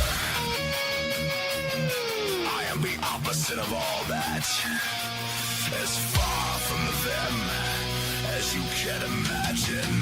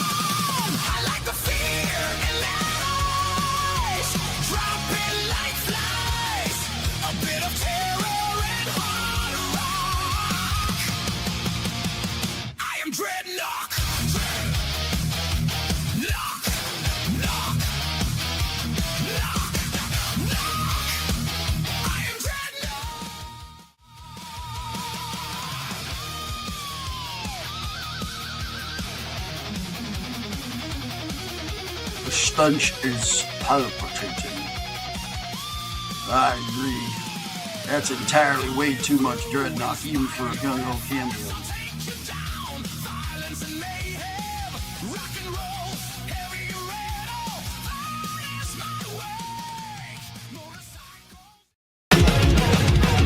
Dreadnoks!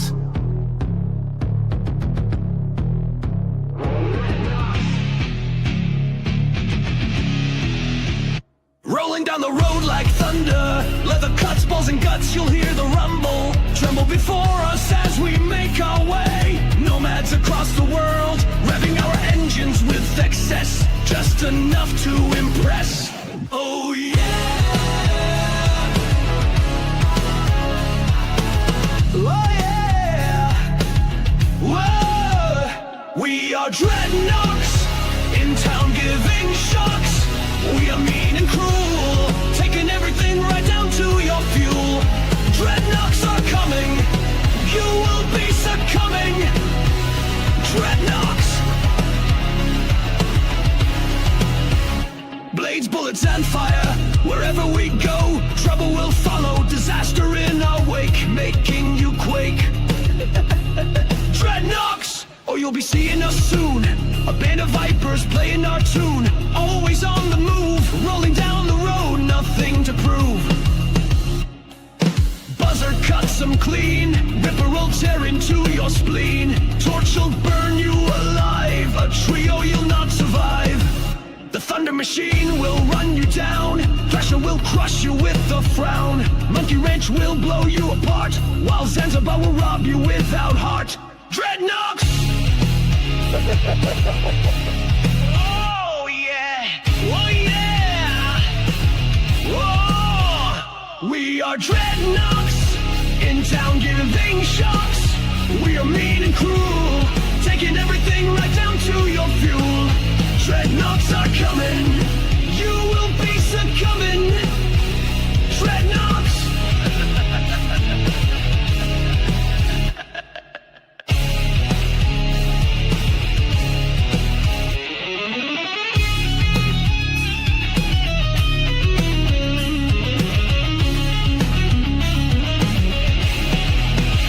led by the family Z.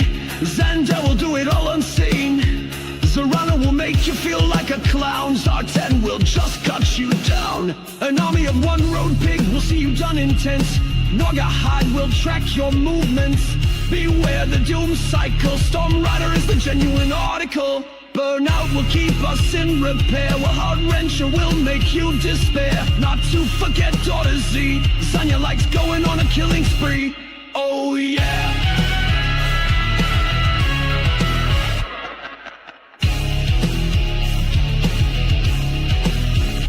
We are Dreadoks, in town giving shocks. We are mean and cruel, taking everything right down to your fuel. Dreadoks are coming, you will be succumbing. Dreadoks. Dreadoks are coming, you will be succumbing, succumbing. Dreadoks, roar!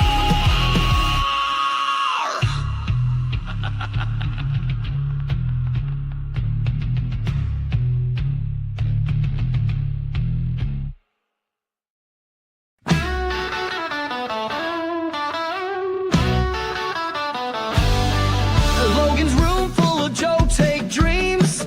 Crimson Guard with eyes on the team.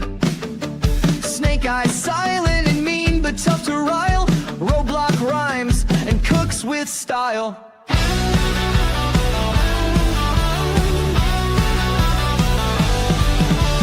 Duke as the first shirt, making with a plan. Cobra Commander schemes with his clan.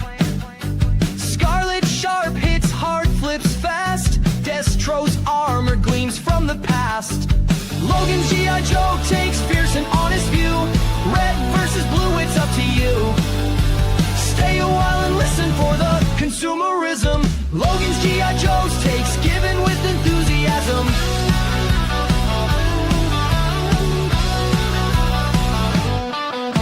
Zartan shifting sneaks in disguise. Storm Shadow's blade cut through lies. Baron is cold with her deadly aim. Shipwreck laughs, wins the game. Doc's healing hand in the fray. Flint shotgun clears the way. Major Blood's battle cry echoes near. General Hawk leads, we cheer. From the hilt on YouTube, tune in for a day. Joe takes to help you with your play. Let's put these characters to the test. Logan's the G.I. Joe gamer, plays it best. Yo, Joe, Cobra, let's go.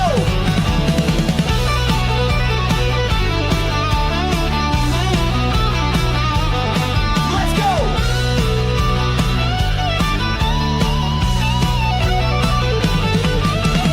Logan's G.I. Joe takes fierce and honest view. Red versus blue, it's